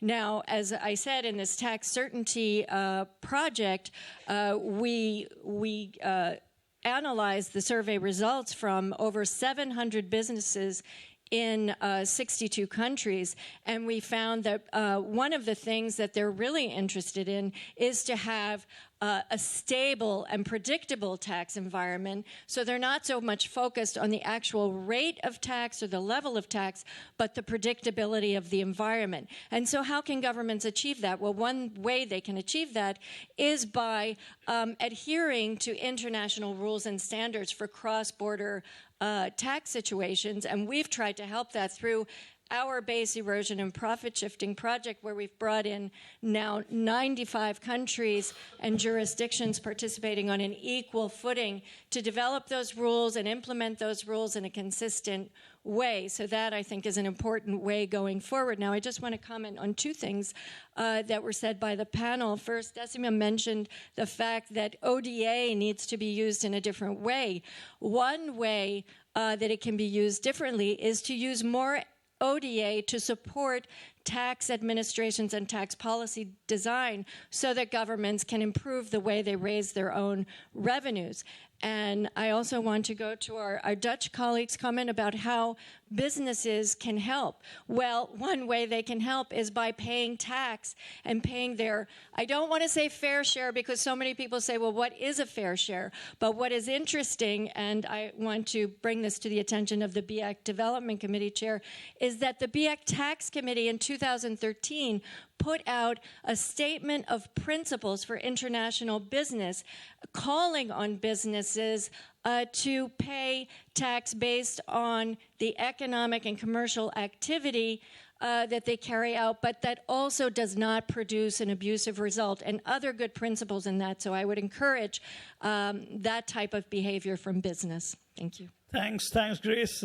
Bringing me back to one of my panelists. Can I just say one more thing? I would like also to praise OECD's work on helping the governments to overcome this issue of offshores, offshore havens, to limit tax avoidance and tax evasion. And I think it is hugely important. In our region, many people reject reforms and reject globalization because they think that taxes are not fairly paid and administered. And I think this is one of the issues that we, or at least our bank, which is a supporter of globalization, needs to thank OECD for its policy dialogue, coordination of those works, those activities, which are hugely important for going forward on SDG agenda as well. Yeah, a very good point, actually. I think across the globe, this is actually a big challenge. Very small countries have become very large investors in very large countries with having very small GDPs. So it's quite an interesting development across. But David, coming to you, while there was a point that has already been raised by Grace, but I'm actually more interested in how would large corporates who are actually used to giving quarterly guidance on what they are doing for their shareholders deal with this very long-term investments? We are talking about a decade or 15 years to bring about change. This not only requires a significant change in thought process right at the management within the institutions, it also requires massive education of the shareholders. How would you achieve this in case we genuinely believe that private sector has to play a very, very important role in delivering what we are trying to deliver? Thanks, Vineet. I think, first of all, businesses don't think quarter by quarter. They think much longer term than that. I know sometimes that doesn't appear to be the case, but trust me, it is. And I think you're right. There is a conversation to have with the investor community that does talk about the long-term growth. And I see an increasing number of investors, particularly those representing pension funds, starting to look for that long-term perspective and growth that is beyond just the business's bottom line, but actually a more balanced creation of inclusive growth, or as I would talk about it with a Diageo hat on, a shared value perspective.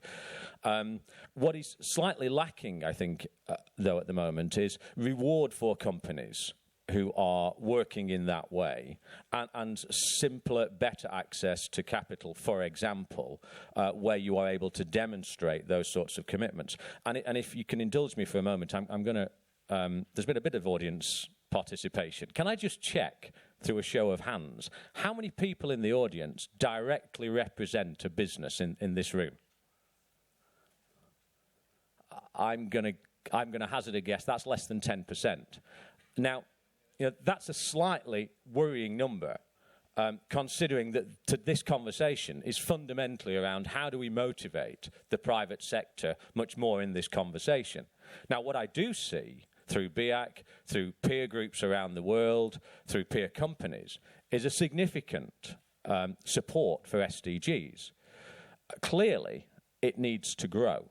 And it needs to scale up in terms of how businesses work. And I've been really quite reassured by comments already made by fellow members of the panel, and also Hans Doctor from the Netherlands, about the approach that we can find on this blended approach about catalyzing growth. I mean, to bring more businesses to this conversation, for me, fundamentally, it's around improving the enabling environment for inclusive growth, to leverage the strength of the private sector. And that touches on a number of things that we've heard already. Grace, you made a fantastic point about predictability in the enabling environment. That's what's one of the strongest drivers for significant private sector investment. And it's tough, particularly, I think we're in one of the most volatile operating environments for the private sector that we've seen for many, many years. And so this is where I think the opportunity for public and private collaboration to think about the operating environment, to think about the fiscal policy, and beyond, to try and find areas of predictability that supports that growth and then gives confidence to the points that Nanno was making, to bring investment into it. I mean, fundamentally, ultimately, private finance flows to where the risk-return calculation makes sense. And where it doesn't make sense is where perhaps public sector finance and that blend needs to focus most. So not to do the job of the private sector, but to de-risk where the private sector or where the market's maturity is not perhaps strong enough at this point in time. Now, that needs true collaborative thinking, and if I put it really bluntly, it needs more than 10% of business in this as participants in this room. I think the other really key point I would like to make is that solid institutional foundations coupled with that consistency are critical to that enabling environment.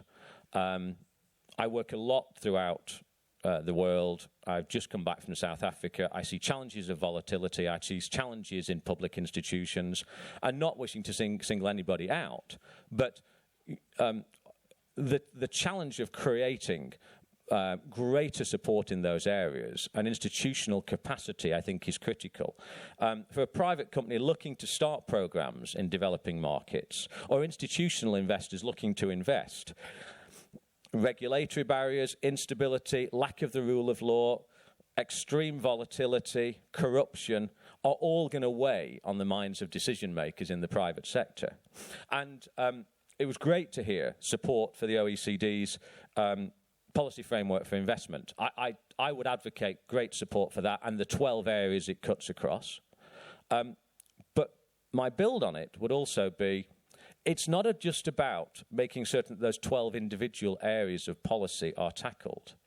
It's also fundamentally about making certain that there is connection and understanding of the interdependency of those 12 policy areas, because that's what drives the enabling environment. If I give you a quick example from my own business, we work with thousands, tens of thousands of smallholders in Africa.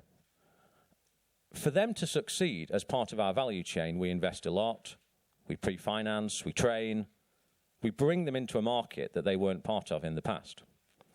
In order for that to work out, we need to connect with governments around agricultural policy, around landscape management of water, around transport infrastructure, around access to new planting materials and seeds and other aspects of technical agriculture that, frankly, are pretty tough. And also about the fiscal environment, the tax on the product, the tax on those farmers, that actually makes it all fit together. And joining up across those things is incredibly difficult. And yet, if we're going to make the enabling environment work, for me, that's the fundamental interdependency that we've got to try and tackle. I think the PFI document can be used as an international reference document, but we need to just take it that further level and make certain the coordination and the interdependencies are brought out. Thank you. Thank you. And I actually was engaged in a discussion with a very large foundation which wanted to put in a couple of billions of dollars in agriculture in India. And they were trying to look at solutions that would allow smallholders farmers, and as you know, in India, we have a large number of very small farmers who are really not viable. How do you actually take them out and take them to new jobs, which will come from industrialization?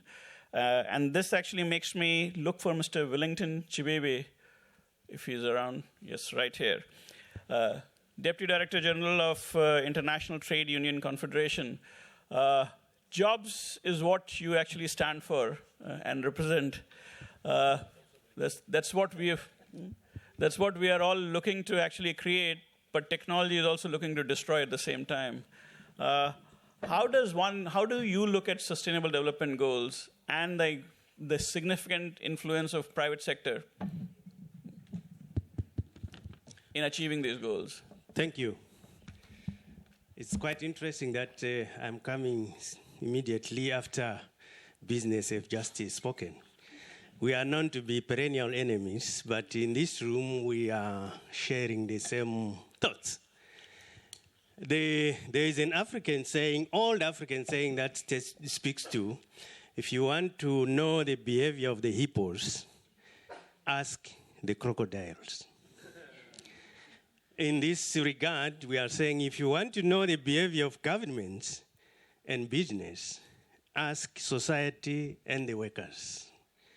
We represent workers in 165 countries and territories across the globe, east, west, north, south. So we understand and we know the behavior of most of the governments and most of the businesses.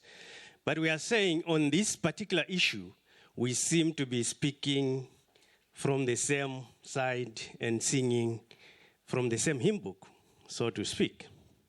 However, as labor, or those in perpetual labor, we are emphasizing the fact that there's no need to reinvent the wheel, because already there are instruments, international instruments, international guidelines that are there to guide us, both business, governments, labor, and society.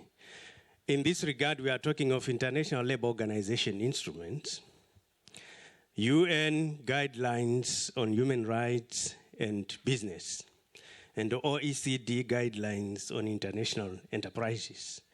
These three pillars normally guide us, both labor, business, and government. However, there is also an interesting aspect in that last year, we had a high-level mission of the Global Partnership for Effective Development Cooperation, in which yours truly is a steering committee member. And what came out very clearly was acceptance that for us to succeed in terms of the SDGs, there is need for element of inclusivity. There is need for accountability. We have to account to each other. No junior partner in the process of development. Because if we purport to develop on behalf of the people, we may actually miss the point, because we end up developing infrastructure at the expense of the people. Because it's not about beautiful buildings. It's not about beautiful bridges, but it's about how our people live. Both business would want to see a successful people, government would want to see a successful people, and labor, of course, because we are embedded in the people, labor and civil society. Our desire is to see a successful people. And therefore, the issue of accountability and accounting to each other, and the element of the issue of creation of decent work and sustainable development and creation of decent and quality jobs is on top of our agenda. I thank you. Thank you, Mr. Chibebe. I think this is a sobering note to actually send a message to all of us that we as a collective are accountable to those people whose life we claim we will change by 2030. With this, let me actually come to Harpinder. You are probably reasonably different from most of us, because you are actually trying to use data to help us make decisions which are effective. And not only that, you are also probably using that knowledge to see whether progress out of poverty is real, how fast it is taking place. From your vantage point, what do you see? What is happening in low-income countries? What is it that your data is telling that we probably need to take into account while we look for the next decade and a half and bring about this massive change? Thank you, Vineet. Development initiatives is quite unusual, and I'll just give you literally two seconds of an introduction to us. We are a for-profit company as well as a not-for-profit company. So we do have a for-profit arm where we raise revenue, but we also have a strong component of our work is not-for-profit as well. Our USP is very much about bringing data to these sorts of discussions. Data is fundamental for us to really understand actually where we can make difference in the future, but what has worked in the past and where we've got more learning to be doing as well. And so that's where my intervention, I like to bring that to this conversation, because we've talked a lot about the potential. We've also talked about the ambitious agenda of the SDGs, and it is an ambitious agenda. And I think we've got to be very cautious of looking back at how we've done development over the last 50 years if we're going to really succeed with this agenda forward. We do need new innovations, we need new ideas, and actually what we have been doing in the past is not enough to meet the ambitions of this new agenda. So we do need to be doing things very, very differently. And for me, this was why I'm very pleased to be part of this panel, because actually innovation in financing is a critical component of that. But it isn't the only component, because as we've heard throughout this panel and the various different discussions that have been raised, is that the investment climate is critical to be appropriate for finance to come in and flow into countries.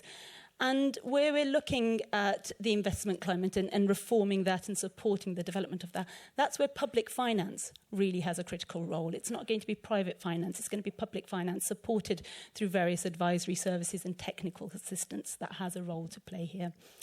But let me just step back a bit and talk about data. I will feel I haven't done my role if I don't bring some data to this conversation this morning. And the two elements that we work on with data, one is around data on poverty. So actually, how are we seeing the trends in poverty changing, moving forward? Because at every single point when we're looking at the SDGs and we're making this commitment to address the poverty agenda, but making sure no one is left behind, we need really good, solid data to really understand actually where are those people? Where are they going to be concentrated in the next 5, 10, 15 years? So that we can ensure that our interventions today will be addressing them and their concerns in the future. And so some of the work we've been doing has been looking at the poorest people, the 20%. We've defined that quintile as the focus for our work and really trying to understand where they're concentrated. Half of them currently are actually concentrated in 4 countries. The remainder of them are spread across 100 countries around the world, and they are facing a variety of different factors that are contributing to their poverty, climate vulnerability being one of them, conflict being another. And many of those countries are least developed countries, they're low-income countries, they're also politically risky climates. They are fragile, they're post-conflict, or they are potentially countries who have a high political risk and therefore of conflict. And therefore finance, bringing in private investment is often very difficult and challenging in these environments because of the high political risk that they pose.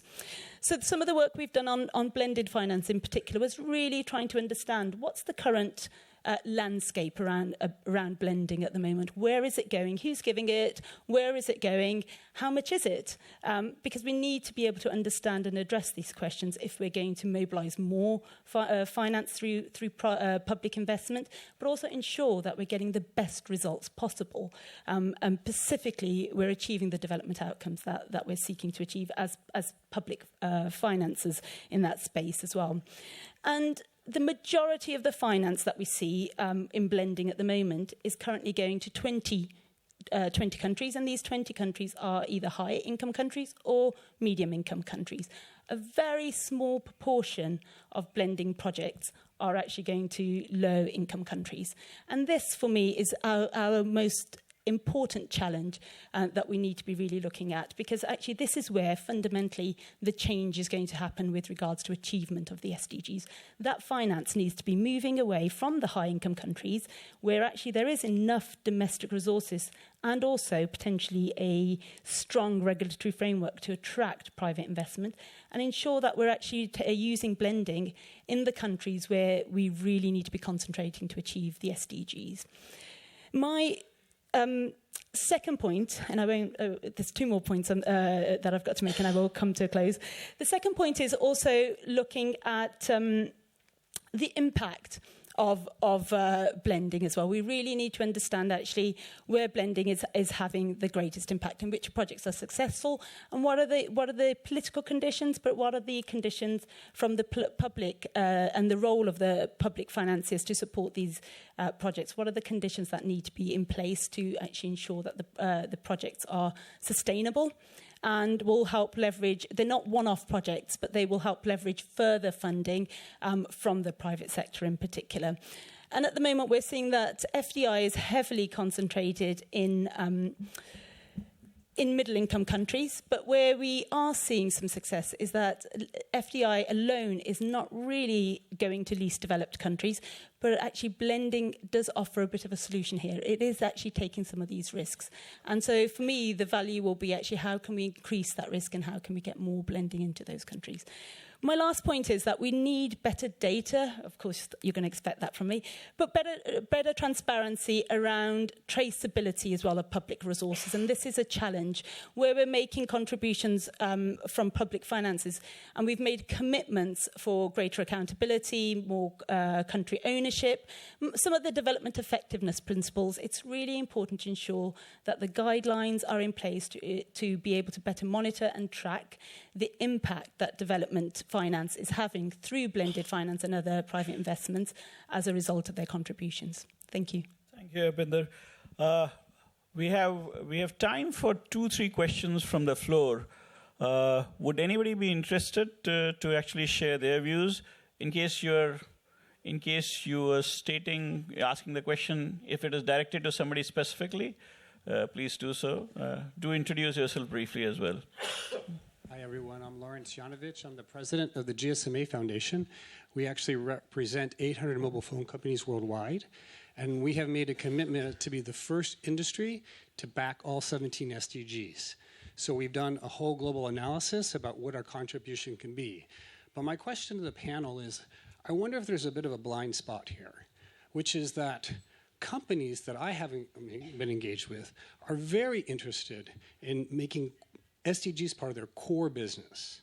So the question is not to think of it as a sidecar, not to think of it as impact investing, But how do you help the heroic CEOs that want to take that journey and reinforce them? And there's something very free that you can do, which is just validation. Using your platforms, institutions, wherever you are, to validate those heroic CEOs. Perhaps 5% of the global CEO population knows about the SDGs. So how do you, and that would be my question to you, use your platforms to reinforce those heroic CEOs who want to make it part of core business? Anybody want to respond to this specifically? Yep.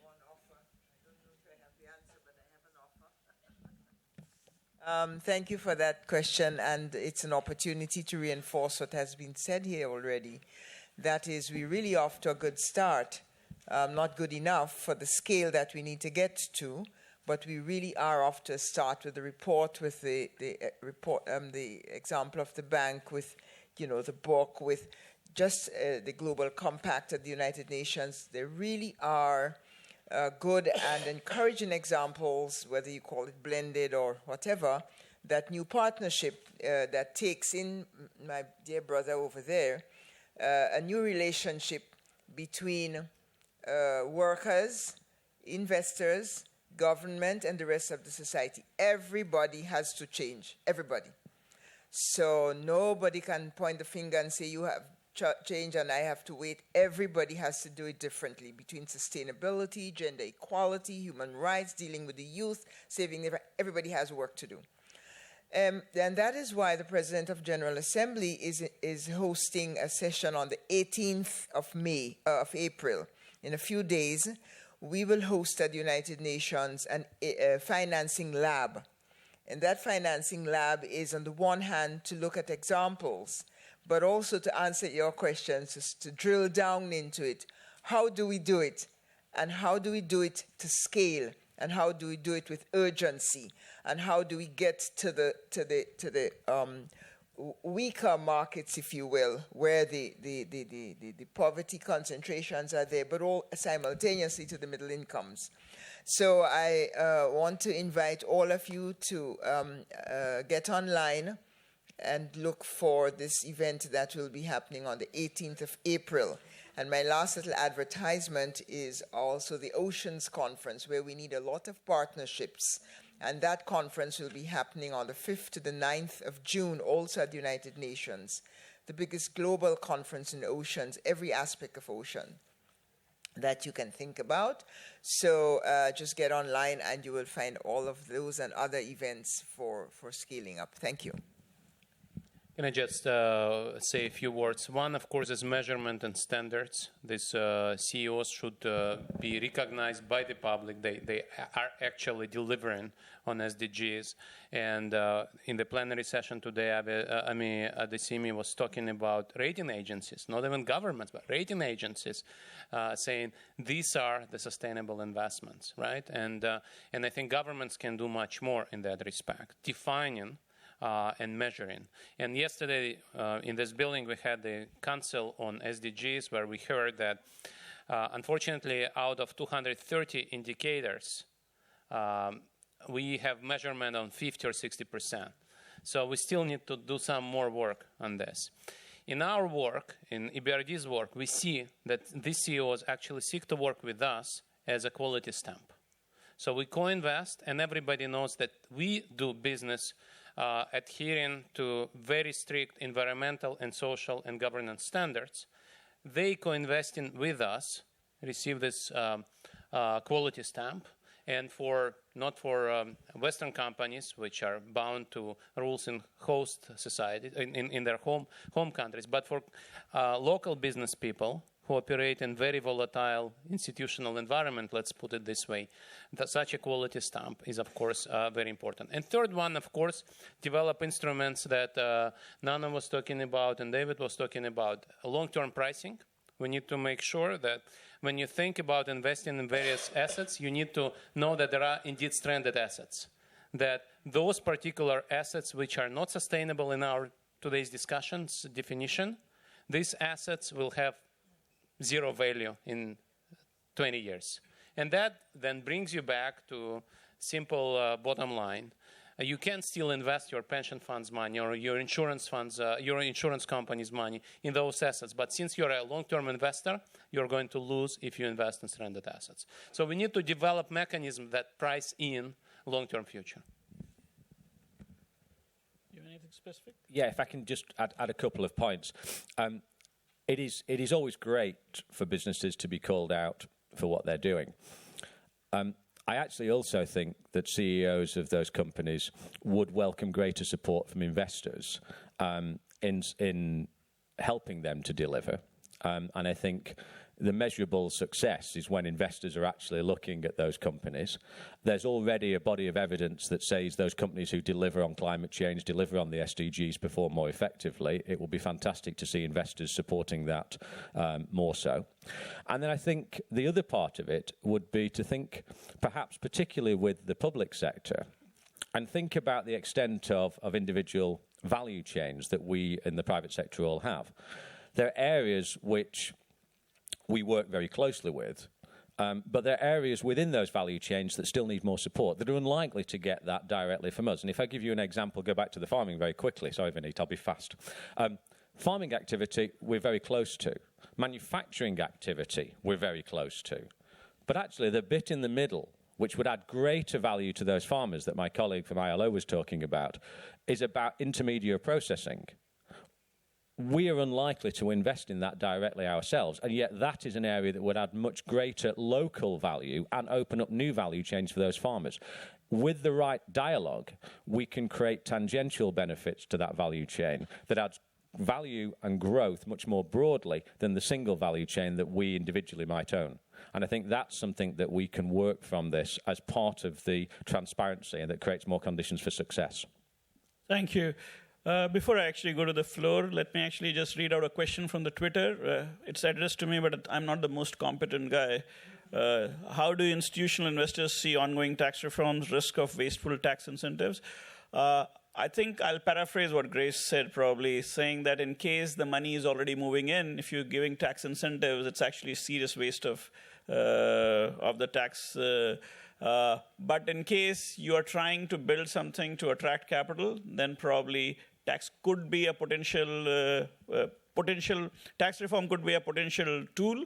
But as you mentioned, it's actually third in the priority of the businesses. So if you're not able to deal with corruption and have consistent tax reforms, then probably just doing tax incentive may not create value. If you want to add something, or I hope I paraphrased you.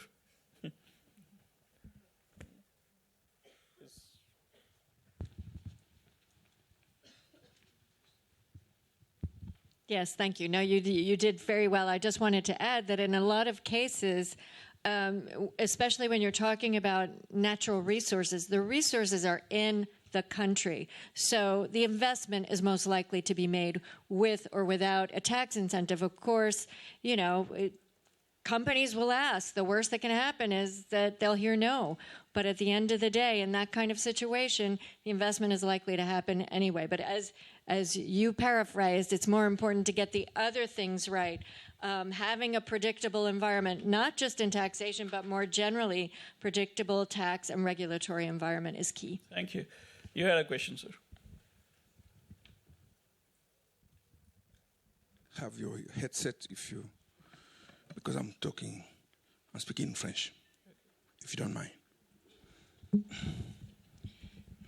Merci beaucoup. J'apprécie énormément et je prends beaucoup de notes de ce qui vient d'être dit. Mais je voudrais qu'on ne reste pas dans les stratosphères. Je m'exprime ici en tant que secrétaire général de Cités et gouvernements locaux unis d'Afrique, c'est-à-dire l'organisation panafricaine des autorités locales. Ce sont les hommes d'affaires qui ont dit « all business is local ». Ça veut dire que si ce que nous sommes en train de discuter ne se traduit pas sur le terrain, nous virtualisions les choses et nous n'allons pas vers la réalité que vivent les citoyens. Et j'ai été très content de mon collègue du Zimbabwe tout à l'heure qui vous disait que, en réalité, ce que nous voulons, c'est que les gens améliorent leur vie. Alors, ma question est la suivante. Quand nous avons été à Addis Abeba, nous avons tous été d'accord sur le fait que, sur le long terme, c'est les ressources domestiques qui vont durablement soutenir le développement. Nous avons été aussi d'accord pour dire que si on payait les taxes comme elles doivent être payées, non seulement au niveau des États, mais au niveau des collectivités où les entreprises produisent leurs profits et leurs bénéfices, alors la part de l'aide publique au développement baisserait drastiquement. Et nous avons même été plus loin en disant, si jamais les États et les collectivités pouvaient être aidés dans leur dialogue avec le secteur privé international, qui souvent ne parle qu'aux chefs d'État, qui prennent des règles de, waiver sur les taxes, en disant, bon, ok, investissez, vous ne me payerez pas telle taxe à tel endroit, etc. Eh bien, si nous avions un corps aux Nations Unies ou à l'OCDE qui s'assurerait que les taxes dues par les multinationales sont payées, je vous assure que tout ce que nous disons sur le blending, etc., serait mineur.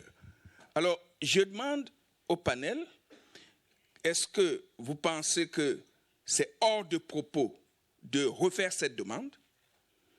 Ou est-ce que vous croyez que la bonne volonté seule du secteur privé et l'environnement pour les affaires, qui veut dire en général payer moins de taxes et attirer plus de travailleurs qui ne sont pas payés, eh bien, est-ce que c'est ça qui est le futur de notre collaboration? Et parce que nous tous, nous sommes pour un monde équilibré dans lequel chacun se sente considéré. Merci.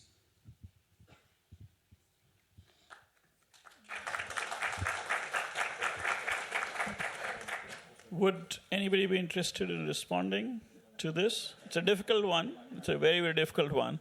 I can actually empathize with the question because we have similar issues we have seen in India as well.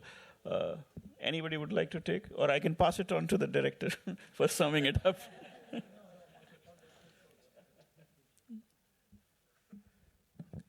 Small effort here, feeble. I think the gentleman is right. It is in the lives of the people. If I may call it, as in my own personal view, this may not be the view of the UN, but I do believe that what we are looking at is a potential for a revolution in the way that we live, in the sustainable way that we relate. I mean, to be able, as you use the word audacious, to undertake such an ambitious and audacious agenda, it's revolutionary. To move millions and millions of people out of poverty forever in 15 years. It's a global revolutionary movement we're looking at. And that has to be impacted in the way those who are at the bottom of the bottom experience their lives and are able to project. But it also calls for a revolution in institutions. And the institutional movement, of course, is largely governmental. The governments have to lead the way. They provide the leadership. They've got to decentralize power and authority, responsibility and ownership. And the cities movement are already in place to help that happen. What has to be removed from the equation is a large quotient of fear, that everybody's afraid of the transition of power that has to come to accompany this movement. And so I think the actors on the ground, like the local authorities, the civil society, the trade union movement, the UN apparatus, those of us who are on the ground with the people have to lead that humanitarian, rights-based revolution in the transition of consumption and production behavior. That is the only way we will make it in not even 15 years, we have 13 years. So I endorse the role of the devolution of power in the state and, of course, in the productive sector, because just to close, you know, I think they're having the discussion next door of the SMEs, the small and medium-sized economy. That's the future of the private sector in 100 countries.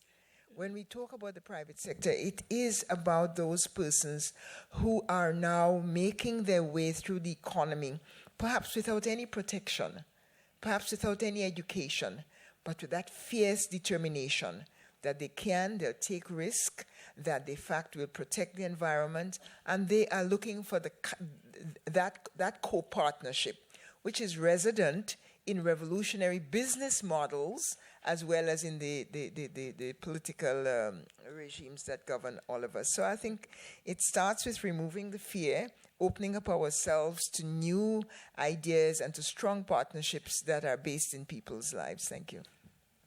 We're running out of time, so I'll just leave Harpinder make the comment, and then we'll have to just... I'll be very quick. I agree with a lot of what you were saying. I think it's really important that when we're talking about innovation, we mean innovation.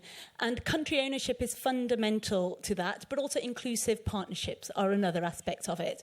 We're not just looking at this being about just private investment from global multinationals. It has to be underpinned by innovation, which is going to come through different partnerships we've not seen before. And the approach has to really take into consideration the importance of also supporting domestic private sector, because this is what's going to underpin the growth and development in many of the countries that we're seeking it in. Thanks, Harpinder.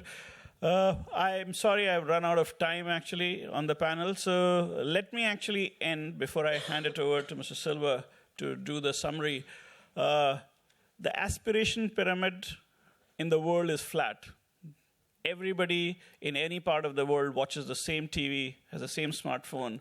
They have the same desire for life that any of us have in this room. And that actually is the real challenge. How do you actually deal with the aspirations of the people who are not willing to live in a world that's actually they don't relate to? And that's really the challenge that we are dealing with. Whether we want it or not, SDG is a reality, and if we don't make it a reality, we have a very bad world to live for ourselves, because we'll have to fight every day to live. I'll end with this. I don't want to be a very pessimistic guy. I just want to give you a slightly optimistic run towards 2030. Pass it on to you.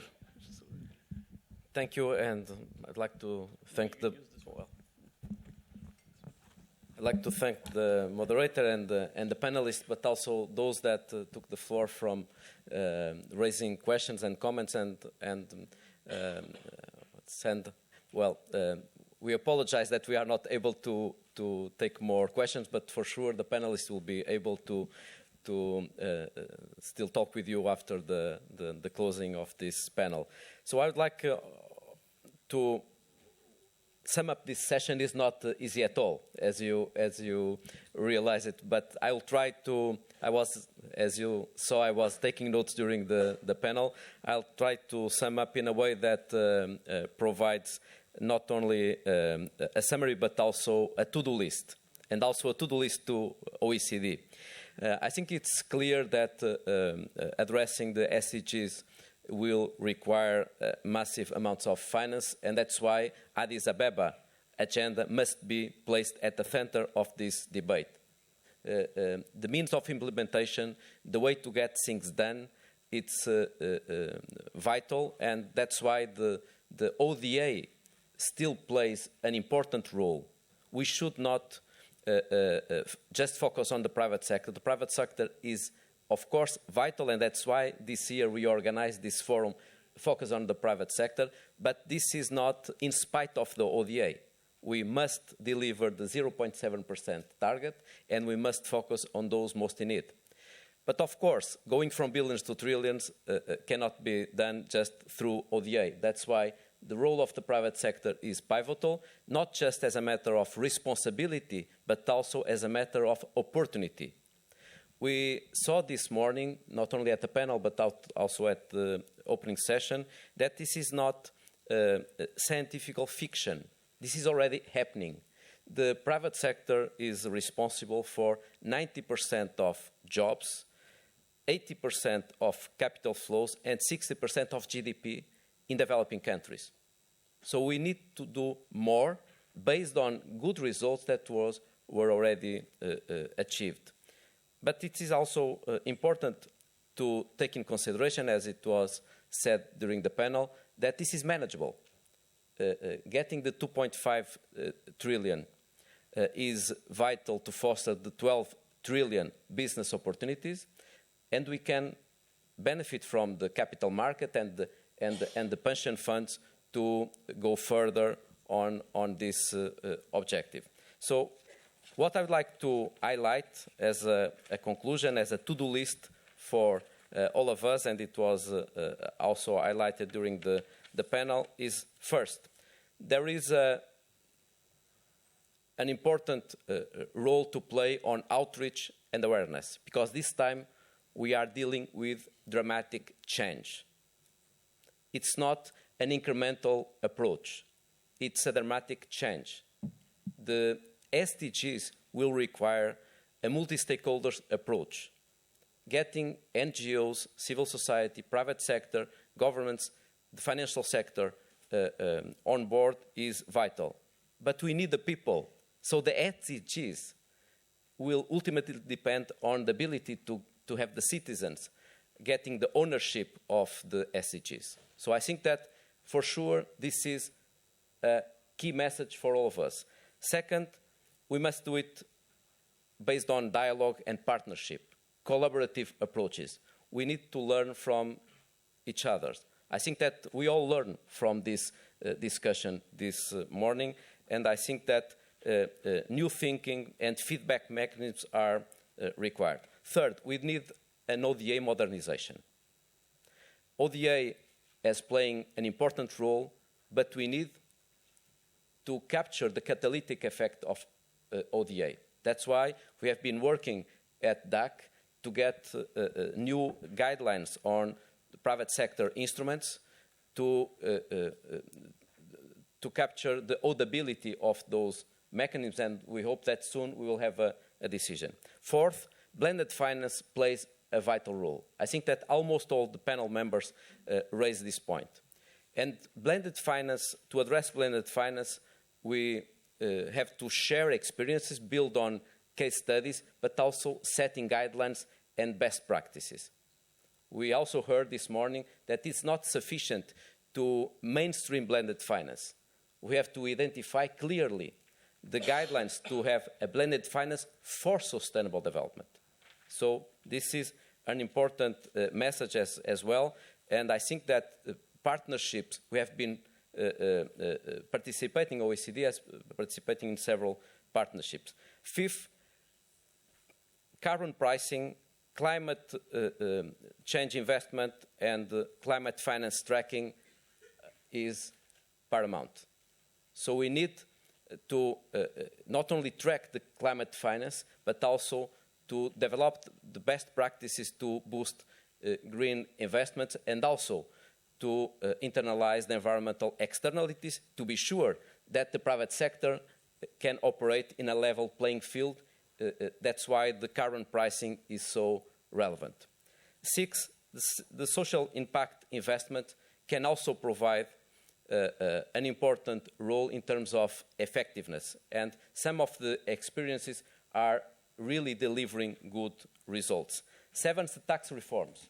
As it was highlighted by Grace and by several colleagues here, the tax reforms are not only important to attract investment, but also to mobilize domestic resources. If we have 1% more taxation, we will get $280 billion on financing for development, which is 2 times ODA. So the tax can really play an important role to foster domestic mobilization. Eighth, we need data. We need better data. we need better data to better incentivize and mobilize the private sector.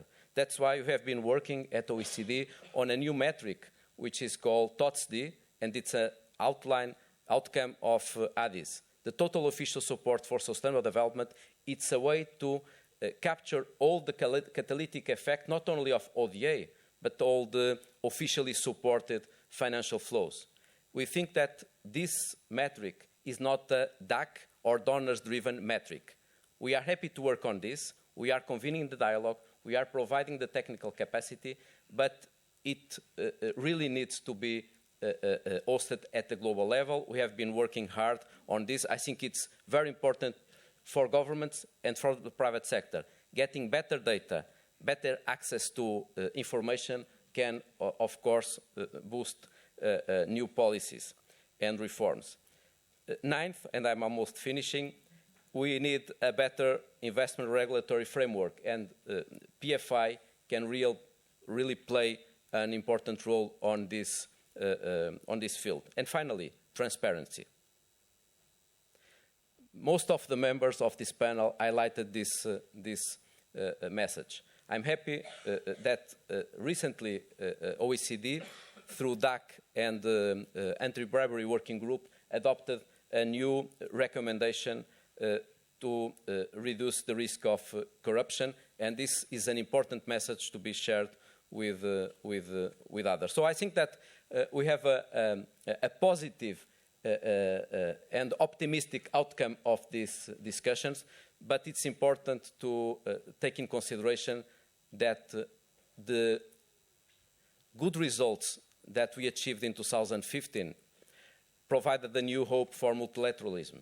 But success will ultimately depend on our ability not to achieve good results on negotiations, but on getting things done.